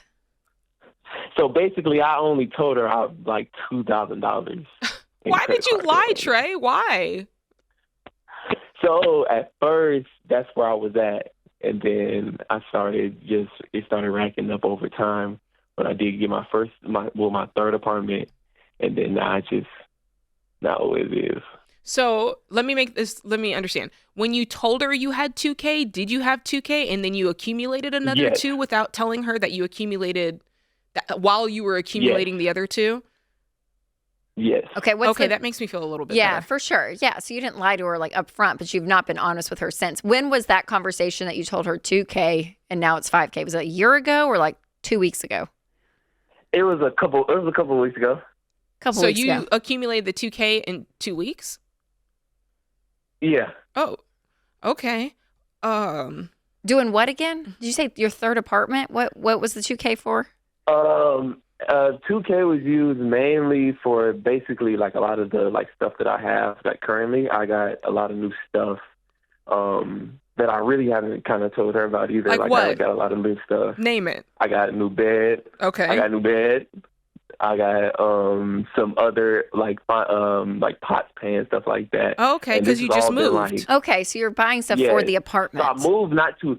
So basically, I moved not too long ago, but I've been at her apartment a lot of my time. Understood. So a lot of the stuff I've been at her apartment, and I So moved just not tell too her. long ago, and then I'm like, I started moving. What do you think will happen if you I say, mean, hey, she's just so you listening know, now. She's listening now, so she's probably hearing me. is she there with you or is she like at work listening No, and you're it's going to like, come home to she's fury? like listening on the. Yes, I'm gonna. All right. Well, hi, Trey's girlfriend. This Hope is you're doing like- well. This is like Maury. Why did you make it like this, Trey? Okay. So, what's your girlfriend's name? Can you say it since she's we're listening? going- Shayla. I can say it. All right, Shayla. Now you know, and we're trying to tell him he needs to come home tonight and tell you what happened, but he's telling you now. So the key here is you need to start paying this off. What are you making? What do you earn, Trey? So I originally earned around 48, but now I make around 50 because I got a 4% pay increase. Good. So I make around 50 a year. Good. at this point, me and her have been talking about this, like, we've been talking about your show, we've been talking about the baby steps. I sent it to her today, and stuff. So we've been really talking and honing in, and we've been talking about all the stuff about getting out of debt. She kind of told me where she's in debt on her end. How much does she have? But I kind of just like around $8,000 or $9,000, and it's in student loans. Okay. Now, can I ask you, Trey, if you've been listening to this show, what caused you to go? I mean, you have a fine income, $50,000. What caused you to go into debt to buy pots and pans and a bed? Why didn't you just cash flow that? What was going through your mind? So at first, the problem was that I had to get the stuff that's currently in my apartment, the like couch and bed stuff is not mine. It was my sister's, so I had to give that back to her. Got you. So you felt like you were in a time crunch. Yes, I was in a time crunch situation where like I had to, kind of spend it, just kind of do it, either do it now or I see. It's a situation. So I just want to like encourage you going forward. I love that you and and Shayla are listening to the show. I love that you guys are starting to hone in on this. I just want to encourage you and also just admonish you going forward. There's always going to be times where you feel like there's a time crunch. There's going to be times where you feel like you have to move fast. Urgency is where the debt industry loves you when you're urgent. Whether you're on a car lot and you're like, I got to get a new car. Yes. I moved to, oh God. They find you in crisis. That's right. 100%. 100%. But if you can start now to exercise the muscle of just even taking a moment, taking a breather and going, okay, what can I do instead? Can I sleep on a friend's couch for a week while I save up some money? Yes. Could I go on Craigslist? I don't even know if Craigslist or an air mattress, $100 air mattress. I slept on an air mattress for a long time. Yeah. So just always know, Trey, that there is always another option. Okay. So in a situation, whether it's furniture or a car, there are options out there. So slowing down is a really big part of making wise financial decisions, not feeling like you're backed into a corner.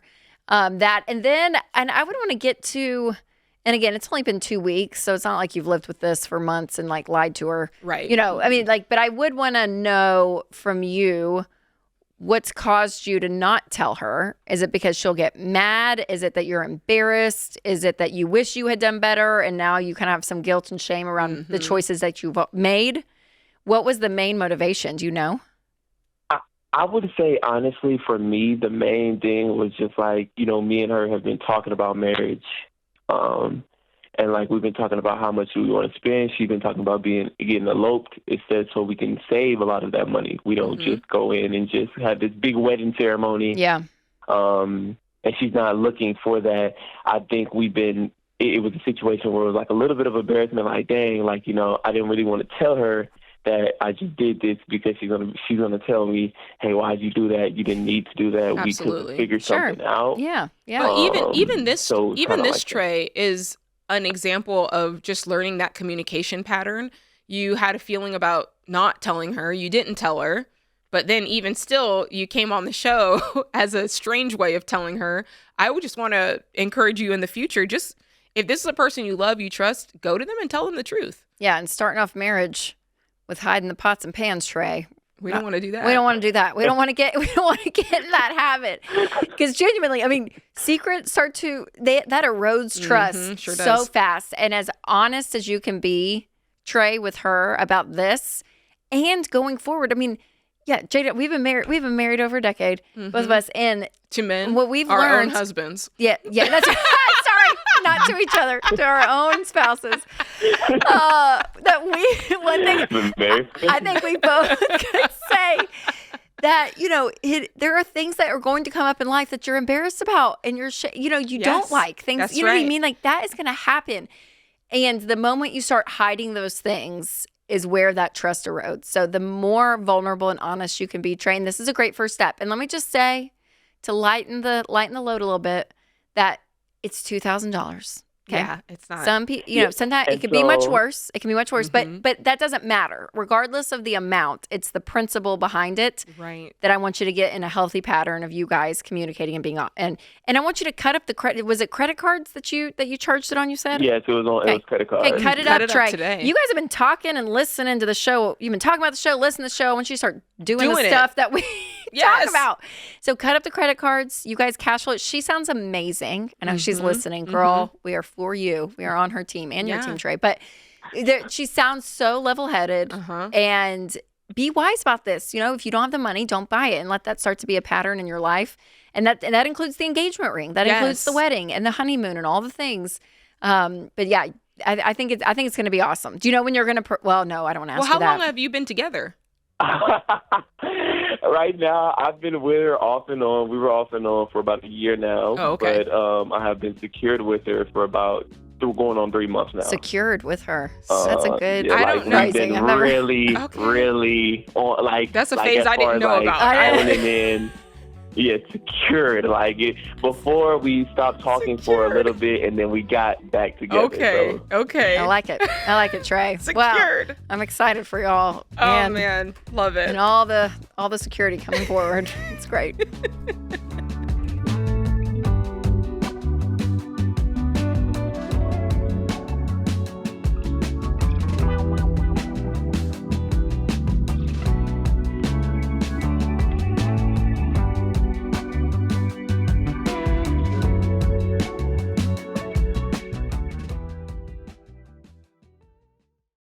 If you've got collectors breathing down your neck and you're drowning in credit card debt, you don't need another debt relief company trying to sell you sunshine and unicorns.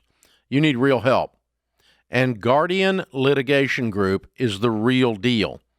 They're not a call center. They're actual attorneys.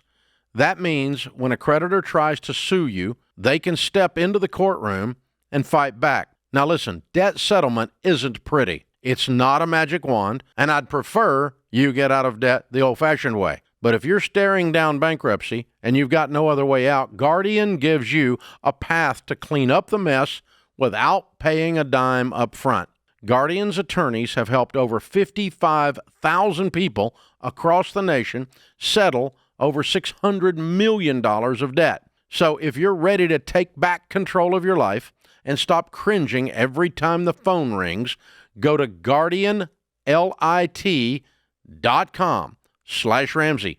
That's guardianlit.com/Ramsey. Paid endorsement, attorney advertising, Guardian Litigation Group, LLP. Not available in Minnesota and Oregon. Results vary and no specific outcome is guaranteed. Debt settlement may negatively affect credit and not all creditors will negotiate or settle. Savings vary and may be taxable. Please review our website terms for more information.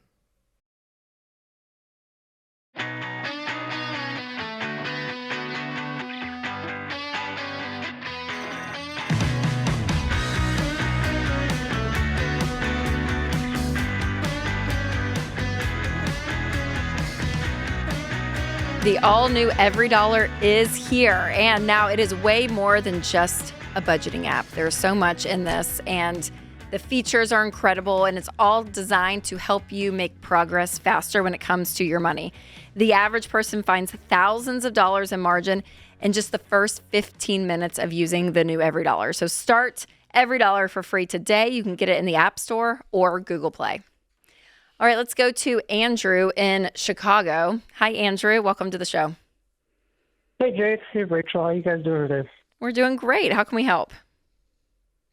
So I am about to propose to my girlfriend of 5 years coming up in the next month or so. Oh, congratulations. And with us moving forward, obviously that comes wedding and pay for the wedding and looking at buying a house in the next couple of years.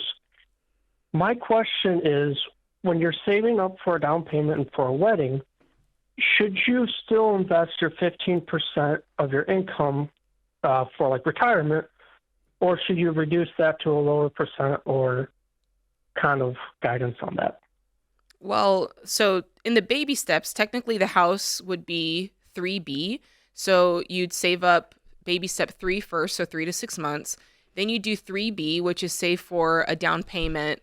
And then 4 is the investing, the 15%.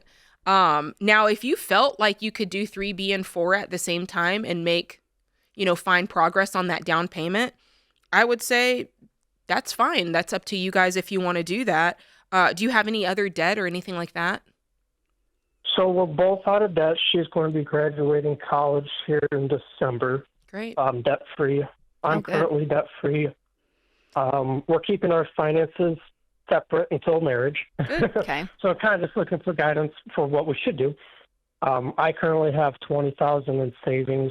Okay. Does she? My yearly salary. Go ahead. Go ahead. My yearly salary. I'm going to a new job in 2 weeks. My current salary will be $100,000, and her salary as a teacher will be $50,000 when she starts in January. What would you be looking to spend? I mean, in the Chicago area, it can be pretty spendy. What's it going to cost to get what you guys need? Probably somewhere as a first home, probably somewhere between $200,000 and $300,000. Oh, okay. Then yeah.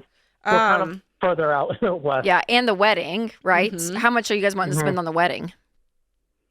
We're just getting into those weeds. We haven't really decided on a budget yet. Hey, don't call your wedding a weed. No, I'm just kidding. Is family helping pay for any of that, or is it all on you guys? Yeah, I believe both her parents and my dad both are going to contribute to the wedding. So the first point of that would be really sitting down with them and finding out, honestly, what they plan to contribute, because that's going to, I mean, obviously heavily impact what the overall spend of the wedding is, because you guys are then going to have to look at your budget and say, whether they help us or not, here's what we can contribute. Yeah. So having those numbers ahead of time and also understanding how it will be dispersed is very important to planning a wedding. Because if their thought was like, oh, we're just going to give you $10,000 as a wedding gift, that's very different because deposits and stuff have to be made. So really getting in the details on that, as awkward as it may seem, I think is so important and is so helpful on the beginning part of planning a wedding, because those timelines and those, those deposits, they got to go on time. So. Yes. Yeah. So to make sure you guys know, okay, here's what we're being helped with, that amount. And is that amount of money enough for what we're wanting as a wedding? And if not, how much more do we need to add to that? And is that realistic, or do we need to pull back some of our expectations? So that, and then on top of that, yes, saving for a house. So if I were you guys, I'm okay with people pausing baby step 4 and not investing for maybe 3-ish years. That's not really a hard and fast rule. But it's a good one, though. Anything beyond that, I would probably want to get in and start investing, because that compound interest is so great. But if y'all need to pause for a few years just to build up a large amount for a down payment, then I would be okay with that. But I probably wouldn't go any longer than 3 years not investing. Okay. And then the 3 to 6 month emergency fund, is that based off of your income or off of expenses? It's really based off of, you could think about it a couple of ways. So I like to think about like job situation. I like to think of relationship status and health. So for instance, if you were a single person, I'd probably automatically go to 6 months, simply because if I lose my income, that's it, right?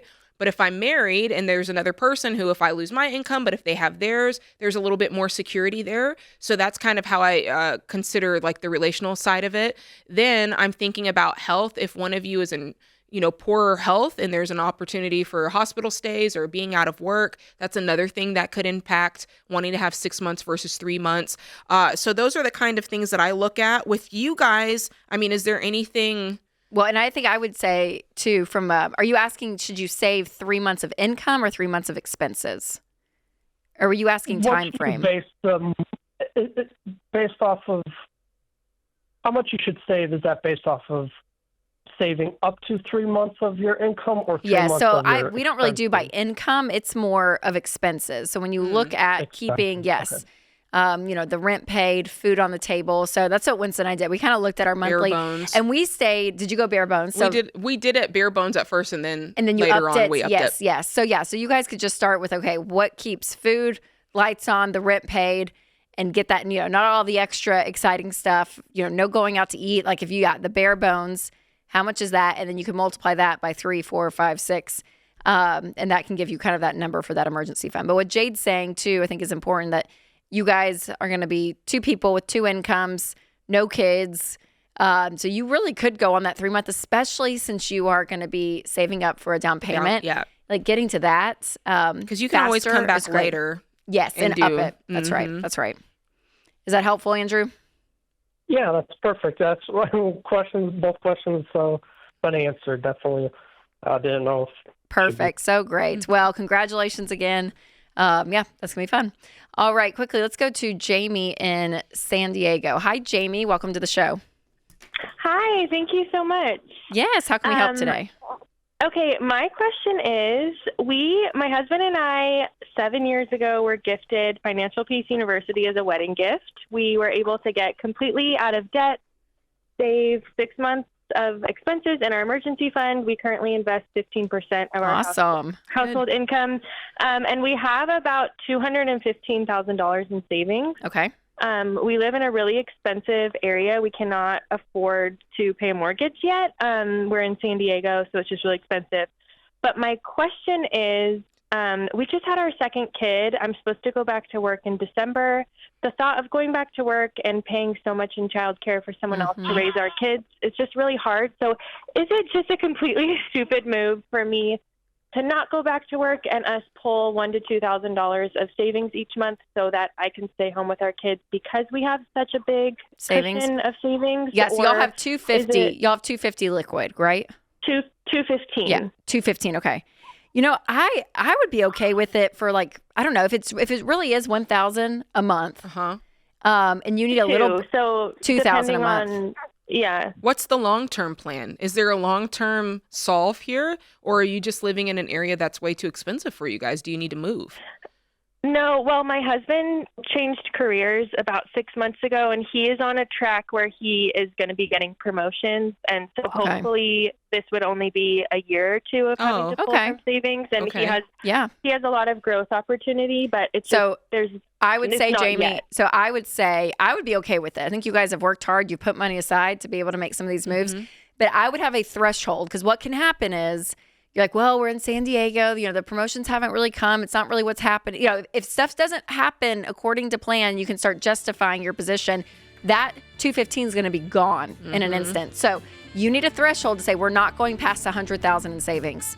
So either I have to go back to work if the promotions aren't coming, but have that threshold. But yes, I am okay with it for a time, for sure. But don't sit there and just drain that $215 without another plan. So have a threshold of what you will not pass. That can be whatever number it is for you guys. But yeah, you've worked hard to make choices, and this is a choice you want, and you can afford it.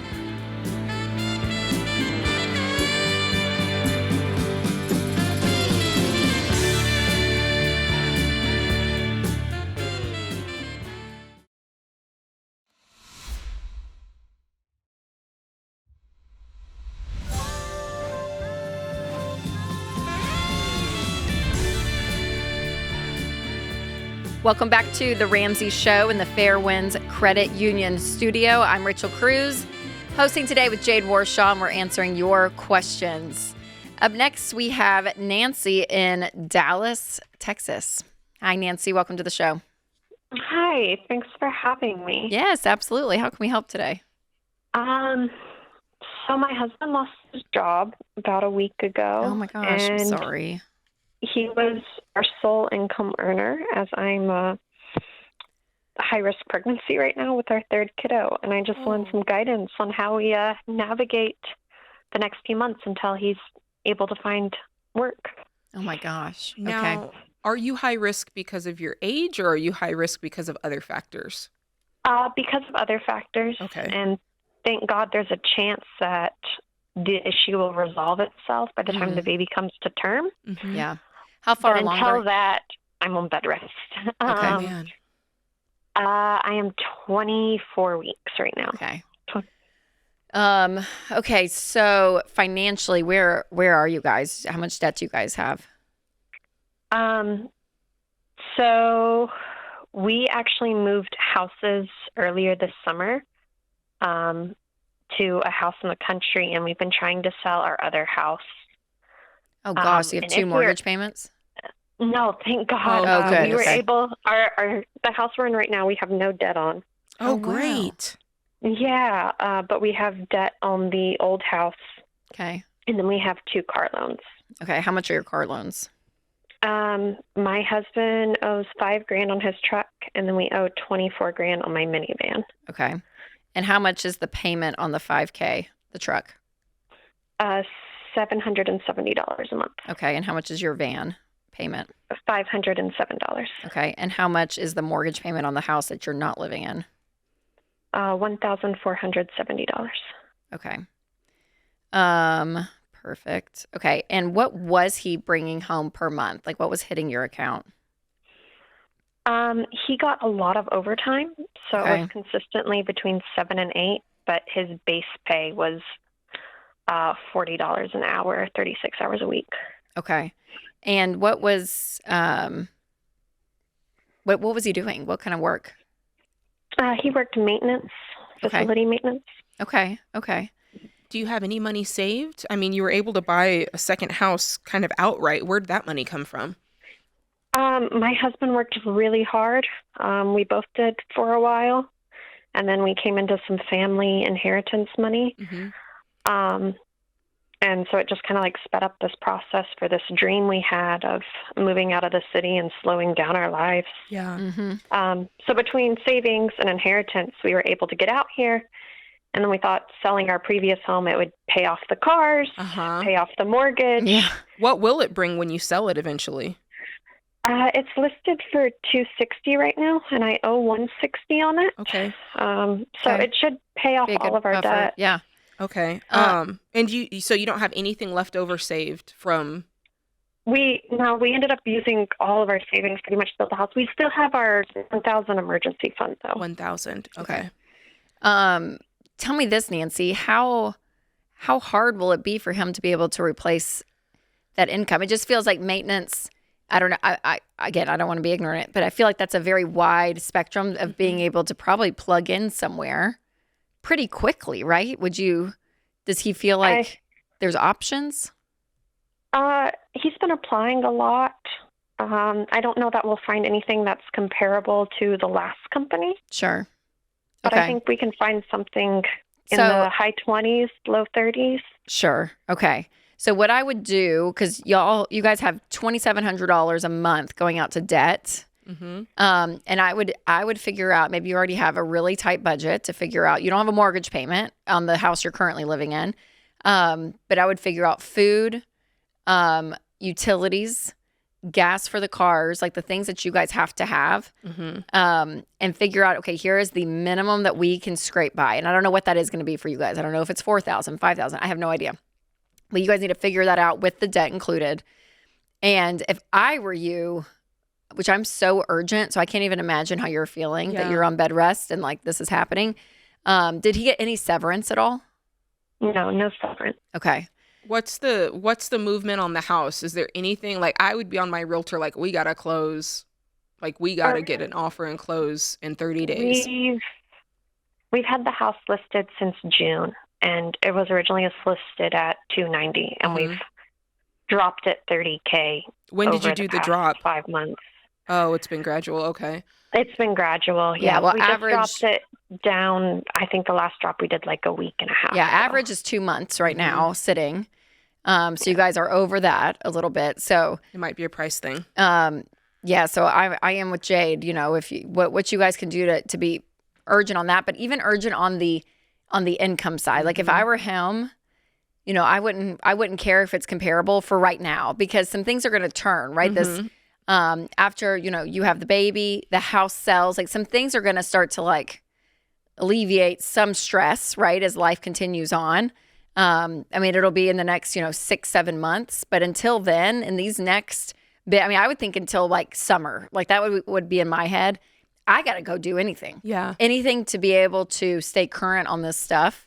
And my hope is too, Nancy, that he does apply, and that what he was doing obviously was bringing a market value of something that was fantastic, and that he can find something. I think there's always a natural assumption in our human spirit that if we lose something, that the next thing's never going to be as good. And so we're probably going to have to always downgrade, especially if there's like a layoff situation. But that's not always the case. Yeah. I think both of you've got to sit down tonight and decide that come hell or high water, like debt, you're not going to go crazy into debt because of this. Like even if he's picking up Uber tomorrow, like any money coming in is going to be better than no money coming in, because with $1,000, yeah, you guys are up against the wall, which is, for the listening audience, why we always say you got to have 3 to 6 months of expenses before buying a house. You've just got to have it. Yeah. Even if you're counting on another house to spend, money's not yours until it's in your hand. Like that's this is a cautionary word for the wise for everybody else listening.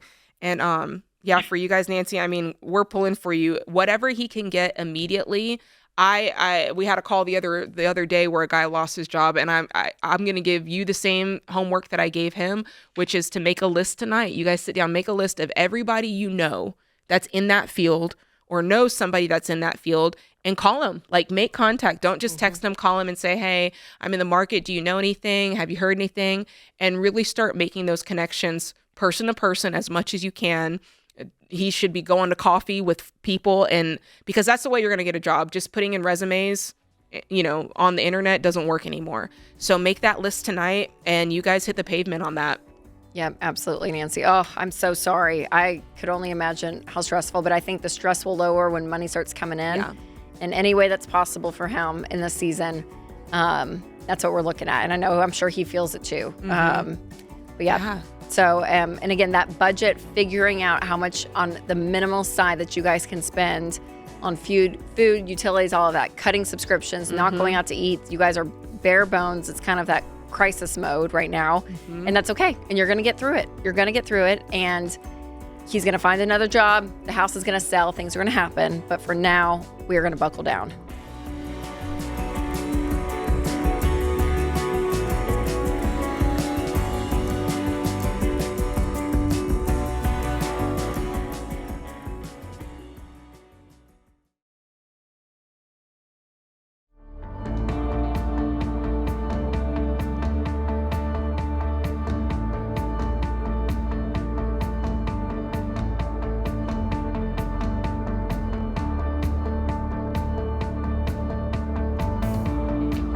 Everyone needs insurance, but it can be hard trying to find a pro who's not just looking to make a buck, but agents that actually know their stuff and they're wanting to help you. So with a Ramsey Trusted Insurance Pro, you'll never have to deal with a sleazy business or slimy salespeople because they're all interviewed, they're vetted and coached to make sure that they are market experts when it comes to your best interest. So go to RamseySolutions.com/coverage to find the type of insurance that you're looking for and connect with a Ramsey Trusted agent. Or you can click the link in the description if you are watching on YouTube or listening on podcast. All right, let's go to Mary in Portland, Oregon. Hi, Mary. Welcome to the show. Hi. Hello. Hello. Hello. How can we help today? Oh, thank you so much for just hearing this story out and giving your thoughts. So basically, my husband and I, we're debt-free except for our mortgage, and he is a hardcore do-it-yourselfer, works really hard. He's a diamond in the rough. We bought 10 acres 23 years ago when we got married with a single-wide mobile home on it with the intention to build, and, life happens. And there was 5 of us in 850 square feet. So him being him, built an addition onto the mobile home that has failed. We have extreme mold, and it needs to be torn down. He wants to rebuild it, and I think that we should either build or bring in a double-wide mobile home. We've even looked at moving, but with a brand-new grandbaby on the way, and my mom just recently in assisted living, I don't think that that's just an option. So we're kind of curious, what would you do when you're in this situation when you really don't owe much on your mortgage? And you're looking at adding another mortgage. Yeah. Just a question. Why can't you move? You said a baby and your mother. Is it because you don't want to leave the area or the property? Because you could move somewhere else. I'm not saying that's the option. I'm just making sure that I heard you correctly. Basically, it's family that's here, and we live in an area that's extremely expensive, and we could never purchase what we have right now and replace it. My husband has built a shop on the property that he has worked out of, and so that would mean leaving that and leaving our extra income. We just couldn't replace it. We'd have to move really far away. Sure. Okay, and you guys have, is it 25 acres? We have 10 acres. 10 acres. Okay, perfect. And how much is the mobile home worth right now? You mean like the current mortgage? Yeah. We owe $95,000. Okay. And how much do you guys make a year? A year, he's at $80,000 a year. That doesn't include any of the extras. Okay. On average, what does he make extra? That one I couldn't say. It kind of comes and goes, and so we don't really rely on it. And it could be a couple thousand every month or so. So can I ask a question about the addition? So you had the initial mobile home, then you added an addition. The addition is the only place that has mold, right? As far as I know, we haven't dug too far into it other than the addition. Yeah. So if you were to, how many in your family? Is it just? There's 5 of us. 5 of us. So if you were to remove the addition, could everybody temporarily be in the initial part of the house? Or like, I don't know how large this is. It's 850 square feet. Yeah, I mean, it would be tight, but yeah, we could do that. How much would it cost? I'd love to know the numbers of what it would cost to remove the addition and then what it costs to add another addition. My husband does it all himself. He won't let anyone else do it. So, okay, well, still. He may not have an option. I mean, like, you know what I mean? Like, that's where people pin themselves into bad situations is because, well, he won't do it. Or, you know, and I'm talking more to him than you, Mary, that, you know, you guys are in a situation that it's like, I don't know. It may have to be an option. You know what I mean? Like just taking it off completely because of his pride and he just wants to do everything himself, which obviously didn't work. So we need all the options in the world, right? Do you feel that way? But he won't even entertain the idea? No, he will. He'll entertain any of the ideas. He's phenomenal. We just want to make a financial decision that's correct, you know, because we don't owe much on our property. He is more of the type that once it's paid off, he can breathe and he has room, but yet we have no home to live in. So well, yeah, you can't live in mold. So again, with my other question is, regardless who does the work, what's it cost to tear it off and what's it cost to put a new one on? I mean, I guess tearing it down he would do, so it wouldn't cost anything to tear it down other than taking things to the dump. Okay, so free? And then free. Okay. And then and rebuilding it, I think it cost us maybe $5,000 to $7,000 to build it. Okay, so then that's the equation we're solving for. How quickly? Now, if you have to, that's why I asked, can everybody stay in the main side? Because you got to get out of the mold. So it's like getting that done and then doing the math of how quickly can you save $5,000 to $6,000 with the margin that you have? Because there's no other debt. You should have a decent amount of margin laying around. I mean, maybe not a decent amount. You're a family of 5 on 80,000, but do you work, Mary? Mm-hmm. I homeschool my kids. Okay. Yeah. So Gotcha. yes, I do. Yeah. No. Fair. I shouldn't. Yes. I didn't mean to phrase it that way. But I say I'm still going to ask the same question because you work full time. Your husband works full time. Both of you are going to have to do something on the side to bring in income in order to save up this $5,000 to $7,000 as quickly as possible because you guys are going to feel each other's presence in that single part of that mobile home. His side business, I mean, you said kind of like, well, it's like around 1,000, maybe 2,000 a month, but we don't really count on it. I would be counting. I mean, I would make it a goal to say we need to save at least $2,000 for the next 3 months. That's $6,000. So then we can start the addition, and that'll be a couple of months to do that. And so, you know, life looks different come, you know, May, June. If you guys actually buckle down and say, hey, no, we are going to work extra to make this actually happen. Yeah. The one thing that concerns me is the fact that once you get into a mobile home and you take parts out of it and you add new parts in, it's not legal. And also insurance doesn't cover you if your house burns down. So so what you're saying is your husband can't do the work. You have to hire a professional. I don't think legally you can build an addition onto a mobile home. But he did. And you were living with that and you wouldn't have said it. Don't get me wrong. I'm not saying that you need to do something legal, but where was that logic the first time, I guess is what I'm asking. My husband does things on his own terms. Got you. So, Mary, help me with this. When you called in with the question, Rachel's first thing was you need to move somewhere else. And you were like, that's impossible. So now we try to go into your world and say, okay, well, then let's just rebuild. And you're like, well, here's the problem. So what do you want to do? I mean, I'm open to anything. That's why I was calling. Well, you're not open to anything because you're not open to moving and you have... No, I'm open. Listen, I'm on your side, but I'm just saying what you said back to you. You're not... Moving is too expensive and you're concerned with the legality of the addition. So you have some qualms. So you're going to have to choose... Is there an option that we didn't think of? Are you thinking, hey, scrap the mobile home and let's build our own home? You tell us what you're thinking of doing so we can help you get there. That's probably what I would look at anyways, Mary, to make it a goal to build something. It'd obviously be more expensive and it would be adding on a mortgage. So I want you guys to do that. But having something that, you know, because mobile homes, I mean, depending on the markets, sometimes. yes, sometimes they do go down. And so having something from a financial standpoint that's really steady for your family long term, I think is a great goal. Is there a building plot on that land, on that 10 acres? I mean, I'm sure there is. Yeah, right where we're sitting. Okay. So maybe it's you guys moving somewhere part-time. I don't know. I mean, I don't know, Mary. I'm just trying to think of things. That's what I was kind of leaning towards. But is that financially a good choice when you're almost paid off on your mortgage? Do you want to add another 30-year mortgage? Well, it's not that. What you could consider, and I'm throwing something out there because I like Rachel's idea of getting in something permanent that can go up in value, but the truth is you don't have the money to do that today. And you're living in a situation that's not healthy because of the mold. What if you kept the land? What if you rented somewhere for a while to save up to be able to build on the land? People do it every day. And going renting for a while is not going backwards. No, and it would be, you know, he could still keep his shop, you know, there on the land.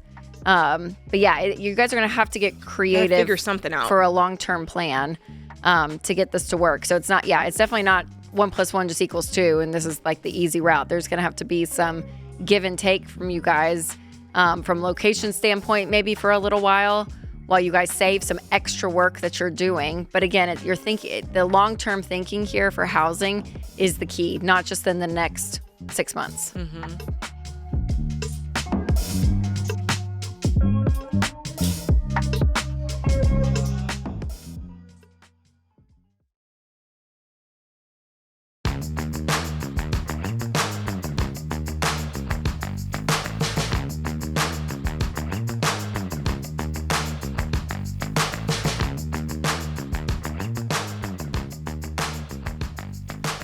Up next, we have Michael in Seattle, Washington. Hi, Michael. Welcome to the show. Hi, thanks for taking my call. Absolutely. How can we help today? My question is, we are expecting our firstborn in March next year. Oh, congratulations. Thank you. And my question is, am I able to afford, or is it wise for me to stay home with the baby? Well, let's look at it from are we talking obviously a financial perspective? So does your wife work? Yes. What does she do and what does she earn? She's an HR manager and she earns $170. Okay. And what do you do today and what are you earning today? I'm an engineer and I make $135. Okay. Do you guys have debt? We have some debt on a rental property, and that's it. Oh, and our mortgage. Okay. So you have some debt on the rental, and then your mortgage. What's your mortgage worth? The note, it has $450 left, and the house is worth $585. Okay. What about the rental? I'm just curious. Rental's $225, worth $225. Left on the note is $150. Okay. You know, if you were to have crunched the numbers and said, okay, like we can do you have 3 to 6 months of expenses? We do. We have about $30K. Love it. In set aside. I mean, yeah, if you crunch the numbers and you're like, okay, we'd be going down substantially, but we can live off 170 and we can continue to do, you know, baby step 4. And, you know, I don't know how I feel about this rental. Maybe that's not the question for today, but if you can do it budget wise, there's really not a problem. Yeah. Have y'all done a mock budget at 170 just to see like what she brings home every month? Do you guys comfortably live there? Can live on that? We have not done a mock budget, but we can probably live off 170. And I know probably is not a good term. But, yeah, you got to do the real numbers. Right. Because usually the home is the problem. Yes, that was my primary question is, can we afford the house? Is this advisable? Should we pay down the mortgage? How much more? does she bring? How much is her help paycheck the a monthly. month? How much is her paycheck a month? Like what hits Right your now, it's like maybe 6,000, but that's got some investing taken out of it and other things. That's fine because you are in baby step 4, so that would have to, the investing would have to stay taken out of it. But how much is your mortgage? Mortgage is 4,600. Ooh, 4,600. Impossible. Ugh. Yeah, that's. Yeah, no, that's almost. I mean, that's well. Yeah, then you can't live off 1,500, can you? A month? Because if she brings home 6,000, no, and you can't. I'm gonna answer it for you. And You your can't mortgage, do right, it. Michael? But for real, like that's not right, right? You can't live off that. Yeah, she must bring home more than that. I'm sorry, I'm getting my numbers mixed up. Okay. Well, it's important to do that budget, and I also want you to consider. Well, yeah, if she makes 170, she's not bringing home 6,000. Yeah, no, it's more after after tax and everything. It's more like 10,000. Okay. That would make more sense. And then you said that she is. Do you know what percentage is going towards investing? Yeah, 30%. Okay, so that could come back down. So you'd have some extra money there. So that's looking better. But you have to consider this rental. And I would probably say if you do this, that you might have to sell the rental, because if for some reason you don't have renters and you're on the hook for that mortgage for a time, that's going to put you up a creek. Do you agree? Yeah. Yeah, absolutely. Yeah. And that'll give you a $70,000 cushion too with the equity, which is just nice during this time. Yeah, because are you really making anything off the rental, or are you just kind of breaking even?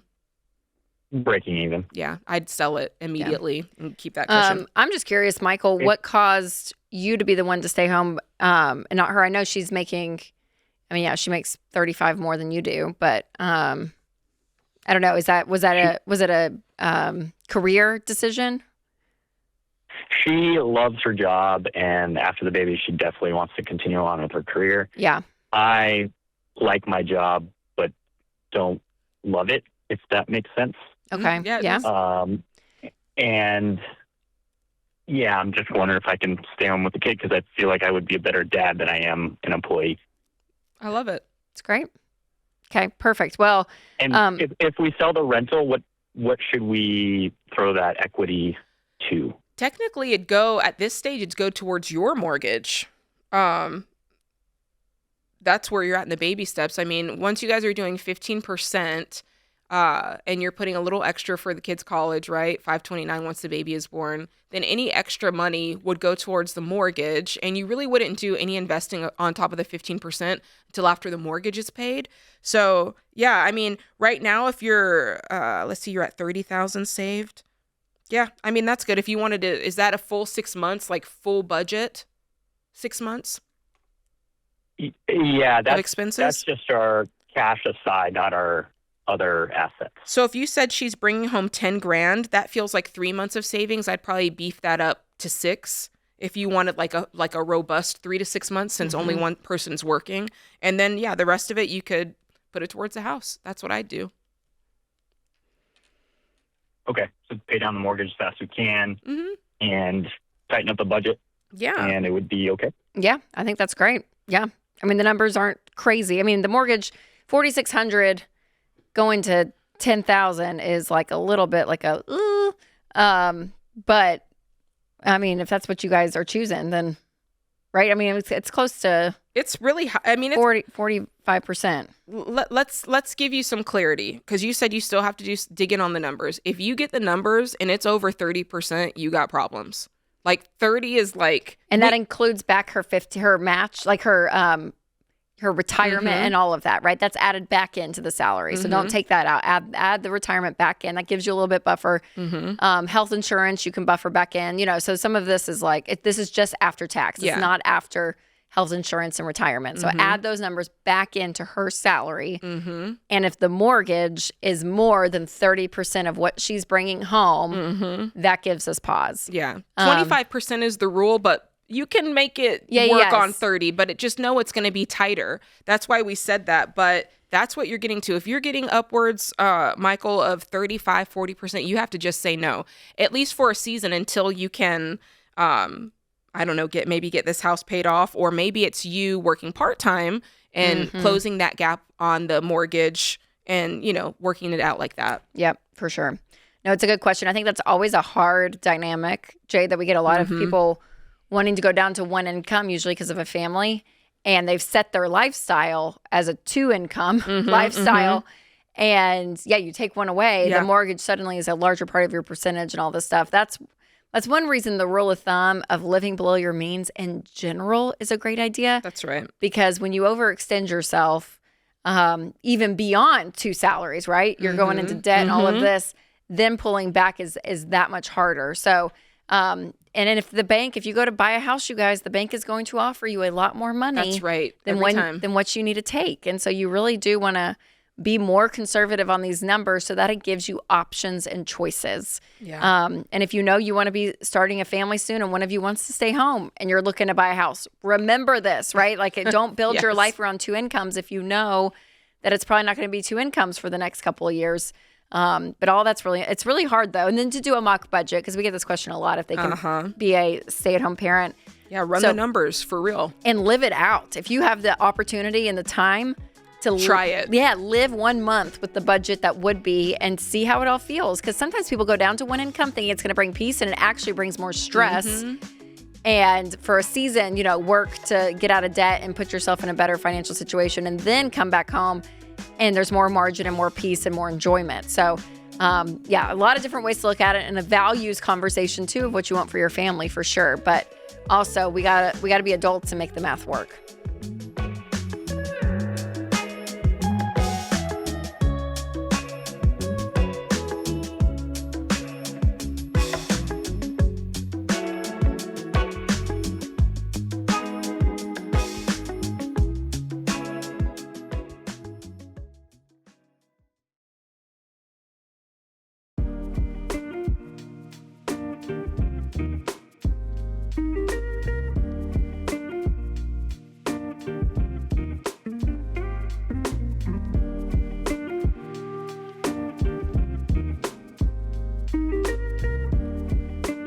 Our scripture today comes from Isaiah 54:10.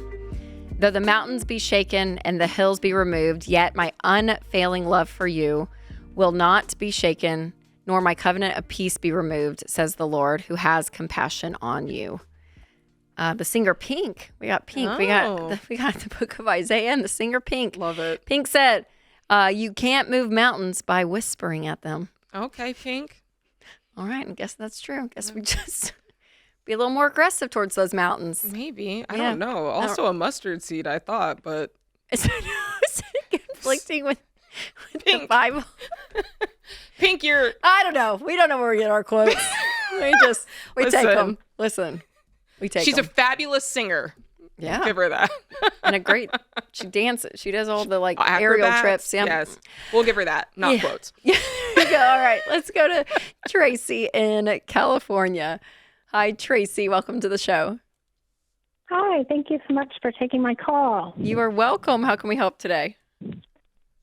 I left teaching. I was an elementary school teacher several years ago. Oh. And now it's time for me to go ahead and apply for my pension. And I have a couple of options that are quite different, and I wondered if you could help me decide. All right. What are your options?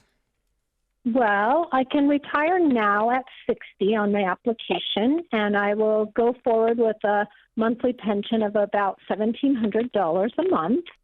Okay. Or I could backdate to age 55, and that would lower my monthly to $1,135, but I would get about $73,000 to cash out, about $50,000 after taxes.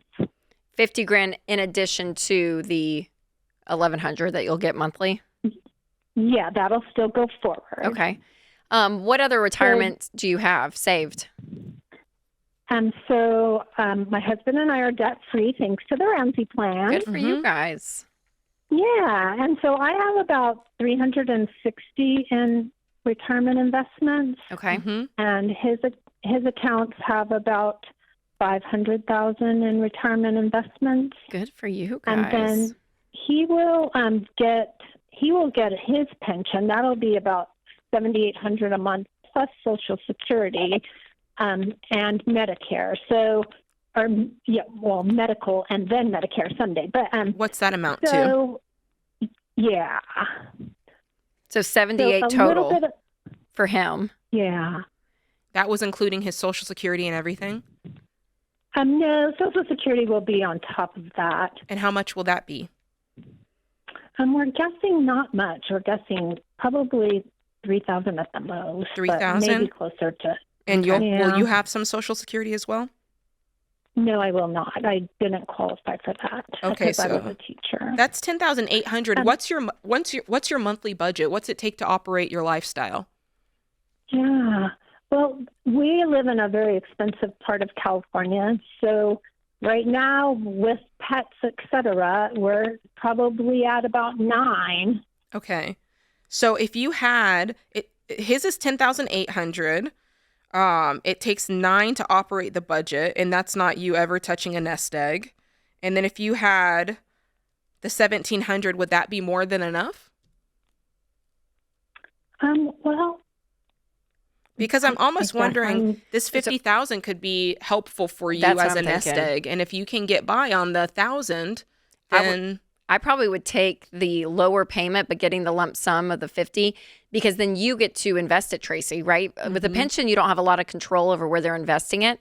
So if you get this 50,000, you guys could put that in a great index fund or something. You know what I mean? And you may not even have to touch a lot of this retirement just because of his pension and yours. But if you need to, that's why it's all there.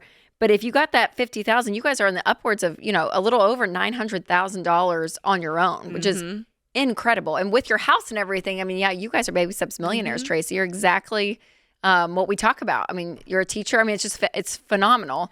So I almost would want more control over the pension and the amount. Sorry, I want control. I would want it as soon as possible so that I can turn around and invest it in something that I know, I'm pretty guaranteed of what I'm putting the money into, where the pension, you don't really have a lot of control over that. So I would opt for the latter, getting $1,100 with the lump sum of what it'll be, 75, but 50 after taxes. Yeah, the extra 700 is incidental for you, I think. Okay. Yeah, I guess I didn't consider investing because we already had money put away. So, I didn't know that that's what we should do with it, and I was afraid that if it comes to us, it'll be gone. Whereas the larger monthly pension would continue for my life. Well, I think it's the opposite. I think that $700, if you add it to your monthly budget, it's going to get piddled away on dog food and other things. But the $50,000, I mean, if you turn around and the moment you get it, if you invest it and put it with your other nest egg, that's going to go to work for you in far greater ways than that $700, because you weren't going to invest that $700 a month. You were going to likely spend it on lifestyle, right? And you said that your lifestyle ticks right now on $9,000. So with your husband's pension, his Social Security, plus your $1,000, you're already at $11,800 a month, which is basically more than what you have now. And that's not touching your retirement. And you guys have other savings, right? Do you have other savings that's just like an emergency fund on the side? Yes. Perfect. Yeah, Tracy, you guys are doing. You're doing Way great. to go. Either way, you're going to be fine. So just hear me say that. If that just keeps you up tonight, then choose the first one. Either way, totally fine. But if it were Jade and myself, this is what I would choose. What we do. All right, let's go to Olivia in Wisconsin. Hi, Olivia. Welcome to the show. Hi, how are you? We're doing great. How can we help? I was kind of wondering if I should be paying off my student loans while I'm still in college, or if I should keep taking them out and wait until afterwards. What would you be paying them off with? Do you have income? Just other side income money. Okay. Both my fiance and I work part-time. Okay. So if it were me, I would be saving to cash flow as much as you can for the remaining college and not take out any more loans and see, okay, what do we have to cash flow to not go deeper in debt? And then once you graduate, you'll have 6 months until those payments start hitting. And then you guys can tackle that debt, or you tackle. It's your fiance, but I know you guys probably will be getting married. How much do you have in student loan debt? I have about 10,000 and he has about 20. Okay, he has 20, you have 10. And how much do you have left in school? How much time? We both have like 2.5 years left still. Okay. And what's it cost per semester? Per semester for me it's about 5 with like financial aid and whatnot. And for him it averages about 10. Okay. Yeah, so I'd be focused, like Rachel said, on how can I cash flow this every single semester so I'm not going further into debt. And cash flowing my portion. You guys don't need to be paying on each other's tuition until you are married. So that's a call we get, Olivia, where they're like, I have $30,000, but I helped my fiance get through school and we never ended up marrying. So I would be separating these. So whatever work you're doing goes towards your tuition. Whatever work he's doing goes to his. And then once you guys get married, do you all have a date set? Yeah, it'll be May of next year. Beautiful. So after May, then you guys can combine everything. Are you guys making enough to live off of being full-time students? We take out extra loans for that too as well. So we make about $3,000 a month. Wait a minute. That's not made money if you're taking loans for it. We want to stop that. Do not take loans to be living off of. You guys need to be cash flowing your lives. And if that means pausing school for a little bit, then we may need to do that. But we don't need to go deeper in debt for lifestyle. So you either need to find and be working more or just, pump the brakes on the tuition because you guys may not be able to afford it right now. Thanks for the call, Olivia. Well, Jade, great show. So fun. Always fun. Thanks to all the guys in the booth. And remember, there's ultimately only one way to financial peace, and that's to walk daily with the Prince of Peace, Christ Jesus.